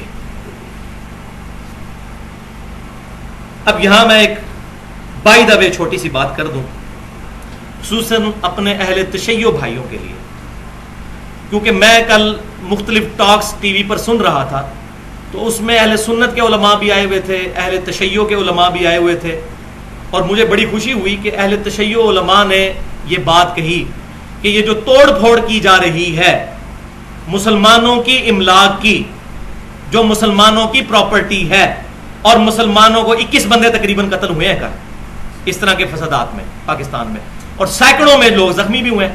تو انہوں نے کہا کہ ہم یہ غیر مسلموں کو کیا امیج دے رہے ہیں کہ مسلمان اس طرح کے ہیں جو اپنے لوگوں کو نقصان پہنچاتے ہیں. یہ امن اور شانتی کا دین ہے, یہ غیر مسلموں کو ہم کیا میسج دے رہے ہیں. یہ میں نے کل ایک اہل تشیع عالم کی گفتگو سنی تو مجھے بڑی خوشی ہوئی کہ ماشاءاللہ یہی تو بات ہم آپ کو بھی سمجھانا چاہتے ہیں کہ خدا کے لیے 10 محرم کے دن جب آپ زنجیر زنی کرتے ہیں اور اپنے آپ کو چھریاں مارتے ہیں اور کوئلوں پر کھڑے ہو کر ماتم کر کے اپنے پاؤں جلاتے ہیں, اس وقت غیر مسلموں کو کیا امیج جاتا ہے کہ یار سٹون ایجز کے لوگوں نے بھی یہ کام نہیں کیے کہ اپنے آپ کو چھریاں ماری ہوں, اپنے آپ کو زنجیریں ماری ہوں اور کوئلوں پر کھڑے ہو کر ماتم کیا ہو. سٹون ایج کے لوگ بھی اتنے سمجھدار تھے کہ اپنے آپ کو چھری نہیں مارتے تھے. یہ کون سے لوگ ہیں جو اسلام کو ریپرزینٹ کر رہے ہیں؟ اور میں چیلنج کرتا ہوں اہل تشیع اپنے اصول حدیث پر اپنی کتابوں میں سے کوئی ایک بھی صحیح سند کے ساتھ روایت ثابت کر دے کہ ائمہ اہل بیت علیہم السلام رضی اللہ عنہم اجمعین رحمہم اللہ اجمعین ان میں سے کسی نے کبھی ماتم کیا ہو, زنجیر زنی کی ہو یا یہ معاملہ کیا ہو. ان کی مجلسیں زیادہ سے زیادہ یہ ہوتی تھی کہ 10 محرم والے دن اس فکر حسین کو یاد کرنے کے لیے, جو ہم بھی عام محرم میں پروگرام کرتے ہیں, یہ کوئی ایسا مسئلہ نہیں ہے, مجلس کا قیام کرتے تھے, ان مظالم کو یاد کرتے تھے تاکہ یہ ایک فکر زندہ رہے, اور اس میں زیادہ سے زیادہ آنسو بہائے جاتے تھے. یہ ان کی اپنی کتابوں میں لکھا ہوا ہے. یہ تو انڈیا پاکستان کے اندر ہر دین بڑی شکل کے اندر آ چکا ہے, اس میں سے یہ ہے یہ ماتم زنی, ورنہ یہ کہیں کانسیپٹ نہیں تھا, کتابوں میں تو نہیں ہے. بالکل اسی طریقے سے جس طرح 95% اہل سنت اس طریقے پہ نماز پڑھ رہے ہیں جو بخاری اور مسلم کے طریقے کے خلاف ہے. آپ ان سے بات کرتے ہیں تو وہ ہمیں میڑا مارتے ہیں کہ جی آپ کے سنی کون سے بخاری مسلم پہ عمل کر رہے ہیں. مانتے تو بخاری مسلم کو ہے, تو نماز 95% اہل سنت نماز ہی غلط پڑھ رہے ہیں, بخاری مسلم کے طریقے پہ نہیں پڑھ رہے. سوائے اہل حدیث کے کوئی بھی اس کو فالو کر ہی نہیں رہا. تو کہتے ہیں یہ کیا اہل حدیث, کیا آٹے میں نمک بھی نہیں ہے, باقی سنی تو آپ کے بخاری مسلم کے خلاف ہے, تو آپ کون سا اپنی کتابوں پہ چل رہے ہیں. اس وقت ہم بھی منہ اٹ کے بیٹھ جاتے ہیں. تو یہ ہمارے اینڈ پہ بھی غلطی ہے اہل سنت کے منہج میں بھی, کہ ہمیں بخاری اور مسلم کے طریقے کے مطابق نماز پڑھنی چاہیے, اپنی کتابوں کو ہمیں بھی پریکٹس کرنا چاہیے. تو اہل تشیع بھی یہ معاملہ, ان کو بھی اپنی کتابیں دیکھنی. اور یہ جو میں نے بات کی, ہو سکتا ہے کسی کو کڑوی لگے کہ ائمہ اہل بیت یہ معاملات کرتے تھے, تو سال کے بعد اگر کوئی محرم کے مہینے میں 10 محرم کے واقعے کو یاد کر کے رو لیتا ہے تو یہ ثواب کا کام ہے, وہ گناہ کا کام نہیں ہے. اور میں یہ حدیث سے پیش کرتا ہوں. مسند امام احمد میں انٹرنیشنل نمبرنگ کے مطابق جلد نمبر 1 میں صفحہ 85 پر 648 نمبر حدیث ہے, اور حدیث کے راوی بھی مولا علی ہے. مولا علی سے مراد جگری یار ہمارے علی, مولا کا مطلب دلی دوست, مولا علی رضی اللہ تعالیٰ عنہ. وہ کہتے ہیں کہ ایک دن میں نبی صلی اللہ علیہ وسلم کی خدمت میں حاضر ہوا. آپ صلی اللہ علیہ وسلم نے سیدنا حسین کو اپنی گود میں اٹھایا ہوا تھا اور چشمان کرم سے مسلسل آنسو بہ رہے تھے. تو میں نے کہا اے اللہ کے رسول, میرے ماں باپ آپ پر قربان, آپ کو کسی نے غمگین کر دیا. تو آپ صلی اللہ علیہ وسلم نے فرمایا کہ ابھی میرے پاس ایک فرشتہ آیا تھا اور اس نے مجھے خبر دی کہ اے اللہ کے نبی صلی اللہ علیہ وسلم, آپ اس بچے سے اتنی محبت کرتے ہیں. تو میں نے کہا ہاں کرتا ہوں. تو فرمایا, اس فرشتے نے عرض کی کہ اے اللہ کے رسول صلی اللہ علیہ وسلم, آپ کی امت اس بچے کو فرات کے کنارے شہید کر دے گی. پھر اس فرشتے نے یوں ہاتھ مارا اور وہ سرخ مٹی کربلا کی لا کر نبی صلی اللہ علیہ وسلم کے سامنے رکھی. تو آپ صلی اللہ علیہ وسلم کہتے ہیں کہ یہ بات سن کر میں اپنے اوپر ضبط نہ کر سکا اور میری آنکھوں سے آنسو روا ہو گئے. حالانکہ واقعہ کربلا ابھی نہیں ہوا تھا, لہذا سیدنا حسین کی محبت میں آنسو بہانا یہ نبی صلی اللہ علیہ وسلم کی سنت ہے, اور اس کو بدعت کہنے والا خود بدعتی ہوگا اور دشمنان اہل بیت میں سے ہوگا, جزیدی پارٹی میں سے. تو میں نے اس پہ پورا ایک ایکسکلوسیو لیکچر دیا ہے, ایکسپلوسیو لیکچر, جس سے ایک دفعہ دھماکہ ہو گیا ہے پوری دنیا کے اہل سنت کے ایوانوں میں. 2 گھنٹے اور 20 منٹ کی گفتگو ہے حسینیت اور یزیدیت کا تحقیقی جائزہ اہل سنت کی کتابوں سے, اور اس میں جو بندہ مجرم کے طور پر سامنے آیا اس کو میں نے ننگا کر دیا, نبی صلی اللہ علیہ وسلم کی احادیث کی بنیاد پر, اپنی مرضی سے نہیں. اور اکثر احادیث صحیح بخاری اور مسلم سے پیش کی ہیں. اور اس پہ 2 ریسرچ پیپر بھی ہیں میرے. ریسرچ پیپر نمبر 5A کے نام سے اہل سنت پاک.com پر یہ لیکچر بھی ہے, اور 5A رافضیت, ناسبیت اور جزیدیت کا تحقیقی جائزہ. اس ریسرچ پیپر کی پروف ریڈنگ دور حاضر کے بہت بڑے محدث شیخ زبیر علی زئی صاحب نے کی ہے. اور دوسرا ہے 5B اربعین حسینی, یعنی سیدنا حسین کی نسبت سے 40 حدیثیں میں نے جمع کی ہیں. اس کا نام رکھا ہے واقعہ کربلا کی اسلامی تاریخ, اسلامک ہسٹری آف واقعہ کربلا, 40 صحیح احادیث کی روشنی میں, اور وہ اہل سنت کی کتابوں سے انٹرنیشنل نمبرنگ کے مطابق. جو چیزیں آج سے 30-40 سال پہلے جب مولانا مودودی رحمۃ اللہ علیہ نے خلافت اور ملوکیت میں پیش کی تو لوگوں کو پیٹ میں درد ہوا کہ یہ باتیں کہاں سے لکھ رہے ہیں. اور میں نے پچھلے لیکچر میں بھی بتایا تھا کہ وہ کتاب میں نے بعد میں پڑھی ہے اس لیکچر اور پمفلٹ لکھنے کے بعد, میری انڈیپینڈنٹ ہے. لہٰذا اگر خلافت اور ملوکیت پہ کسی کا کوئی اعتراض ہے تو وہ میرا ریسرچ پیپر پڑھ لے. میں نے وہ تمام باتیں اہل سنت کی حدیث کی کتابوں سے بتائی ہیں جو مولانا مودودی نے خلافت اور ملوکیت میں اہل سنت کی تاریخ سے بتائی تھی.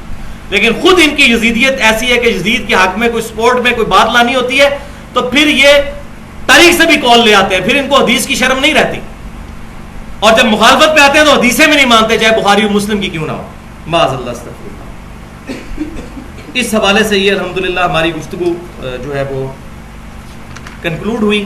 اب 2-4 منٹ میں 5-6 منٹ میں یہ مکمل کر لیتے ہیں رکوع, تاکہ آج کے حکمرانوں والا معاملہ جو ہے وہ بھی کھل کر سامنے آ جائے. یہ 3 آیات ہی ہیں. آیت نمبر 54, 55 اور 56, تاکہ یہ ایک جگہ ریکارڈنگ میں آ جائے ہماری ساری گفتگو.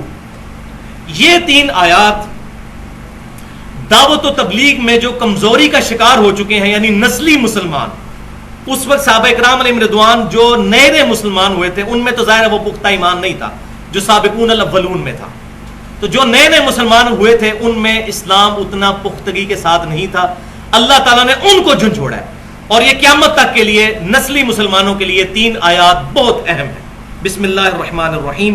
یا ایھا الذین آمنوا، اے ایمان والو، من یرتد منکم عن دینہ، تم میں سے جو کوئی اپنے دین سے الٹے قدم پھر جائے گا، فسوف یأتی اللہ بقوم یحبہم ویحبونہ، تو اللہ تعالیٰ عنقریب ایسی قوم لے آئے گا کہ جن سے اللہ محبت کرے گا اور اللہ سے وہ محبت کرنے والے ہوں گے. یعنی اللہ تعالیٰ محتاج نہیں ہے مسلمانوں تمہارا. اللہ تعالیٰ ضروری نہیں کہ اہل عرب سے خدمت لے. حدیث کے سارے ائمہ بڑے بڑے سیاہ ستہ کے، کتب ستہ کے، وہ سب کے نان عربی کے سب، اللہ تعالیٰ جس سے چاہے دین کا کام لے لے. اذلۃ علی المؤمنین، وہ بڑے پست ہوں گے، نرم دل ہوں گے مومنین کے لیے. عزت علی الکافرین، اور کافروں کے لیے بڑا سخت ہوں گے. یہ ایمان والوں کی نشانی. اور یہاں الٹا ہے، کافروں کے ساتھ دوستیاں ان حکمرانوں کی، اور مسلمانوں کو مارتے ہیں اور پیٹتے ہیں. اور مجھے وہ بات یاد آ گئی، کل مجھے بڑی خوشی ہوئی، ایک بیان میری مرضی کا دیا ہے اور وہ روٹ کاز انالیسس کیا ہے وہ جماعت اسلامی کے امیر جو ہے منور حسن صاحب نے. انہوں نے کہا یہ جو پاکستانیوں نے توڑ پھوڑ کی ہے اس کی واحد وجہ یہ ہے کہ زرداری صاحب کیوں نہیں احتجاج میں شامل ہوئے. یہ صحیح کانٹے کی بات کی ہے، کیونکہ مسلمان، پاکستان کے مسلمان اس وقت ان لوگوں کو پٹھو سمجھتے ہیں امریکہ کا، اور ہے بھی ہیں. اور اگر یہ پٹھو نہیں ہے تو سامنے آتے. اور احتجاج تو خیر یہ تو شرمناک بات ہے، ان کو احتجاج کرنا چاہیے، ان کو تو ایکشن لینا ہے. احتجاج کیوں کر رہے ہیں؟ ان کے تو اختیار میں ہے سب کچھ. یہ ایمبیسی ان کی بند کریں، یہ بھی احتجاج کر رہے ہیں کہ کیا عوام کو دھوکہ دے رہے ہیں. واقعی زرداری بھی خود سڑک پر نکلتا اور اپنے ایمان کا ثبوت دیتا کہ میں بھی تمہارے ساتھ شامل ہوں تو مسلمانوں کو اعتماد ہوتا. ابھی یہ جو کچھ بھی پاکستانیوں نے کیا اسلام آباد میں، کراچی میں، یہ جو کچھ کیا، میں یہ نہیں کہہ رہا کہ یہ ایٹیچیوڈ غلط ہے، لیکن یہ ایٹیچیوڈ سامنے آیا ہے ہمارے حکمرانوں پر اعتماد نہ ہونے کا نتیجہ ہے. پرائمری مجرم اس میں ہمارے حکمران ہیں. تو اللہ تعالیٰ فرما رہے ہیں مومنین کے لیے وہ نرم دل ہوں گے، کافروں پر سخت ہوں گے. یجاہدون فی سبیل اللہ، اللہ کی راہ میں جہاد کریں گے. ولا یخافون لومۃ لائم، اور کسی ملامت کرنے والے کی ملامت کی پرواہ نہیں کریں گے کہ یہ اوکے کہیں گے جی، نہیں، اپنے دین کے لیے قربانی دینے کے لیے تیار ہوں گے. ذالک فضل اللہ، لیکن یہ تو اللہ کا فضل ہی ہے، مردود لوگوں پر تو فضل نہیں ہوگا. یؤتیہ من یشاء، اللہ جسے چاہتا ہے عطا فرماتا ہے، اور کسے چاہتا ہے؟ جو خود کوشش کرتا ہے. واللہ واسع علیم، اور اللہ تعالیٰ تو وسعت والا اور علم والا ہے. اللہ تعالیٰ کی رحمت تو ہم تو مائل بکرم ہے، کوئی سائل ہی نہیں. اللہ تعالیٰ تو سب کو اپنے دامن کرم میں رہنے کے لیے تیار ہے، لیکن کوئی سامنے تو آئے. انما ولیکم اللہ ورسولہ والذین آمنوا. اب اللہ تعالیٰ نے وہ کانٹیکسٹ چلا تھا کہ یہود و نصارہ کو دوست بناتے ہیں. اللہ تعالیٰ نے فرمایا بے شک تمہارے دوست تو ہونے چاہیے، اور اصل تمہارے پشت پناہ اور دوست، تمہارے ولی تو ہے اللہ ورسولہ، اور اس کا رسول، والذین آمنوا، اور جو ایمان والے، وہ تمہارے اصل میں دوست ہیں. الذین یقیمون الصلاۃ، وہ لوگ جو نماز کو قائم کرتے ہیں، ویؤتون الزکاۃ، اور زکوٰۃ کو دیتے ہیں اور تزکیہ نفس کرتے ہیں، وہم راکعون، اور ان تمام چیزوں کے ساتھ وہ عاجزی کا بھی مظاہرہ کرتے ہیں. اچھا، یہاں پر اہل تشیع کے ہاں بھی اور اہل سنت کے ہاں بھی کچھ ضعیف سند سے کافی روایتیں ملتی ہیں. وہ کہتے ہیں یہ آیت سیدنا علی کے بارے میں ہے کہ وہ زکوٰۃ دیتے ہیں وہم راکعون، جبکہ وہ رکوع کی حالت میں ہوتے ہیں. تو ایک واقعہ ہے جو ضعیف سند کے ساتھ ہماری اہل سنت کی حدیث کی کتابوں میں بھی ہے، تفسیر میں بھی، کہ سیدنا علی کے پاس ایک سائل آیا تو وہ اس وقت رکوع کی حالت میں تھے، تو انہوں نے اس وقت اللہ کی راہ میں صدقہ کیا تھا. تو کہتے ہیں یہاں ولی سے مراد جو ہے وہ لوگ ہیں. حالانکہ یہ ولی کا جو سیگا ہے وہ جمع کے طور پر آیا والذین آمنو، جو بھی ایمان لائے ہیں. ایک بندے کی بات نہیں ہو رہی، جتنے ایمان والے ہیں وہ ولی ہیں. تو وہ روایت ضعیف ہے، لیکن اس میں کوئی شک نہیں ہے کہ سیدنا علی ہوں یا باقی صحابہ ہوں یا اہل بیت ہوں، یہ سب ہمارے ولی ہیں، سب ہمارے دوست ہیں، سب سے ہماری دلی محبت ہونی چاہیے. اور وہ حدیث بھی بالکل صحیح ہے جو جامعہ ترمذی میں موجود ہے غدیر خم کے موقع پر. صحیح مسلم کے اندر بھی 4 حدیثیں اوپر تلے سیدنا علی کے فضائل کے چیپٹر میں. اور اسی طریقے سے امام طحاوی بھی مشکل الاثار میں لے کر آئے کہ نبی صلی اللہ علیہ وسلم نے غدیر خم کے موقع پر سیدنا علی کا ہاتھ پکڑ کر فرمایا تھا جس کا مولا میں ہوں اس کا مولا علی ہے. اور آپ صلی اللہ علیہ وسلم نے 7 آیت بھی تلاوت فرمائی تھی. النبی اولا بالمؤمنین من انفسہم، نبی صلی اللہ علیہ وسلم مومنین کی جانوں پر ان سے بڑھ کر حق رکھتے ہیں، اور ان کی بیویاں، نبی صلی اللہ علیہ وسلم کی بیویاں امت کی مائیں ہیں. تو آپ صلی اللہ علیہ وسلم نے یہ آیت پڑھ کر کہا کہ کیا میں تم لوگوں کو محبوب نہیں ہوں دلی طور پر سب سے بڑھ کر؟ تمام صحابہ نے کہا بھلا یا رسول اللہ. تو پھر آپ صلی اللہ علیہ وسلم نے فرمایا کہ جو پھر اللہ اور اس کے رسول سے محبت کرتا ہے پھر وہ علی سے بھی محبت کرے. جس کا مولا اللہ اور اس کا رسول ہے اس کا مولا علی ہونا چاہیے. یہ مولا مشکل کشا کے معنوں میں نہیں ہے، محبت کے معنوں میں ہے، کیونکہ حضور نے وہ آیت بھی پڑھی. تو آیت جو ہے انشاءاللہ یہ 2 نمبر معنی نہیں آنے دے گی. صحیح مسلم میں بھی انٹرنیشنل نمبر کے مطابق کتاب الایمان چیپٹر میں 240 نمبر حدیث ہے، علی سے محبت نہیں کرے گا مگر مؤمن، علی سے بغض نہیں رکھے گا مگر منافق. محبت علی از دا لٹمس ٹیسٹ آف ایمان. سیدنا علی کی محبت لٹمس ٹیسٹ ہے ایمان کا. لیکن وہی کڑوی بات دوبارہ سن لیجئے، محبت علی کا یہ تقاضا ہرگز نہیں ہے کہ سیدنا علی کو پکارنا شروع کر دیا جائے اور ان سے دعا کی جائے. دعا اللہ کے ساتھ ہے. سنن ابی داؤد، ترمذی، ابن ماجہ میں حدیث ہے اب دعا هو العبادہ، دعا ہی تو عبادت ہے. ایاک نعبد و ایاک نستعین، اے اللہ ہم صرف تیری ہی عبادت کرتے ہیں اور غائب میں مدد یعنی دعا کے لیے صرف تجھی کو پکارتے ہیں. یہ جھگڑا ہی نہیں ہے کہ سیدنا علی کو اختیار ہے یا نہیں، شیخ عبد القادر جیلانی رحمۃ اللہ علیہ کو اختیار ہے یا نہیں، فرشتوں کو اختیار ہے یا نہیں. یہ تو جھگڑا ہی نہیں. اختیار ہو تب بھی غائب میں اللہ کے علاوہ کسی کو دعا کے لیے پکارنا خالصتاً شرک اور ناقابل معافی گناہ ہے. بارش کون برساتا ہے؟ اللہ. ڈیوٹی کس کی ہے؟ فرشتوں کی. لیکن اگر فرشتوں سے دعا کریں گے، فرشتوں بارش برسا دو کہ گرمی کا موسم قریب آ رہا ہے، یہ کلمہ ہو جائے گا شرک. یا فرشتوں یہ پیغام دے دو کہ خادم تمہارا صحیح دار ہے، نہیں. فرشتوں کو ہم پکار نہیں سکتے. ہم کہیں گے اللہم صلی علی محمد، اے اللہ آپ ہمارا درود نبی صلی اللہ علیہ وسلم تک پہنچائیں. اور بخاری اور مسلم کی متفق علیہ حدیث ہے جب تم نماز میں پڑھتے ہو السلام علیکم ایھا النبی ورحمۃ اللہ وبرکاتہ، السلام علینا وعلی عباد اللہ الصالحین، تو اللہ تعالیٰ زمین و آسمان میں ہر نیک بندے تک تمہارا سلام پہنچا دیتا ہے. اللہ پہنچا دیتا ہے سلام. ایھا النبی پیش کرتے ہیں لوگ، اللہ پہنچاتا ہے. ہم نبی پر ہی سلام پڑھ رہے ہیں، اللہ پہنچا رہے ہیں. الحمدللہ یہ تو عقیدہ ہے ہمارا، متفقہ عقیدہ ہے الحمدللہ. تو اس پہ میرے 2 لیکچر ہیں، میں سمجھتا ہوں اپنے نوعیت کے منفرد لیکچر ہیں. مسئلہ نمبر 3 کے نام سے دعا صرف اللہ ہی سے 2.25 گھنٹے کا ہے. تمام کنفیوژنز میں نے دور کی ہیں جو غیر اللہ سے مدد کے بارے میں لوگ دلائل دیتے ہیں. اور اسی کی پھر ایکسٹینشن کے طور پر مسئلہ نمبر 43 کے نام سے توسل اور وسیلہ کے صحیح احکام و مسائل، توسل اور وسیلہ کے صحیح احکام و مسائل، تقریباً 1.5 گھنٹے کی گفتگو اہل سنت پاک .com پر رکھی ہوئی ہے. کیونکہ بعض لوگ کہتے ہیں یا علی مدد ہم توسل کے طور پر کہتے ہیں، اس میں میں نے اس کی اپروپریٹ 5 توسل کی شکلیں بتائی ہیں. اور اس میں امام ابن تیمیہ رحمۃ اللہ علیہ کا جو غلو ہے ان کا بھی میں نے علمی رد کیا ہے جو ان سے غلطیاں ہوئیں الحمدللہ. اب آ جائیے آخری آیت. تو اب یہ کنٹیکسٹ بھی آیت کا بتا رہا تھا کہ دوست وہ ہے، تو یہ مشکل کشائی پہ لگائی ہوتی ہے یہ آیت. وہ جی تمہارا مشکل کشا اللہ ہے، اس کے فرشتے رسول ہیں، اور یہ ہے ہی نہیں ہے. دوست ان سے دلی دوستی کرو. وَمَن يَتَوَلَّ اللَّهَ وَرَسُولَهُ، اور یاد رکھو جس نے اللہ اور اس کے رسول کے ساتھ دوستی کی، ان سے دلی رشتہ رکھا. وَالَّذِينَ آمَنُوا، اور جو لوگ ایمان لائے، فَإِنَّ حِزْبَ اللَّهِ هُمُ الْغَالِبُونَ، تو بے شک اللہ کا گروہ ہی غالب رہنے والا ہے. یہ ہے حزب اللہ. اللہ، اس کے پیغمبر صلی اللہ علیہ وسلم اور اہل ایمان، یہ ایک جماعت ہے، یہ ایک حزب اللہ ہے، یہ ایک آرگینک ہول ہے. الحمدللہ. اللہ تعالیٰ سے دعا ہے جو حق بات میں نے کہی اللہ تعالیٰ ہمارے دلوں میں راسخ فرمائے. اگر جذبات میں میرے منہ سے کوئی غلط بات نکل گئی تو اللہ تعالی ہمارے دل سے محو کر دے. ہمیں کتاب و سنت اور اجماع کی تعلیمات پر سلف صالحین، صحابہ، تابعین، تبع تابعین، ائمہ اہل بیت رضی اللہ عنہم اجمعین کے فہم کے مطابق عمل کرنے کی توفیق عطا فرمائے.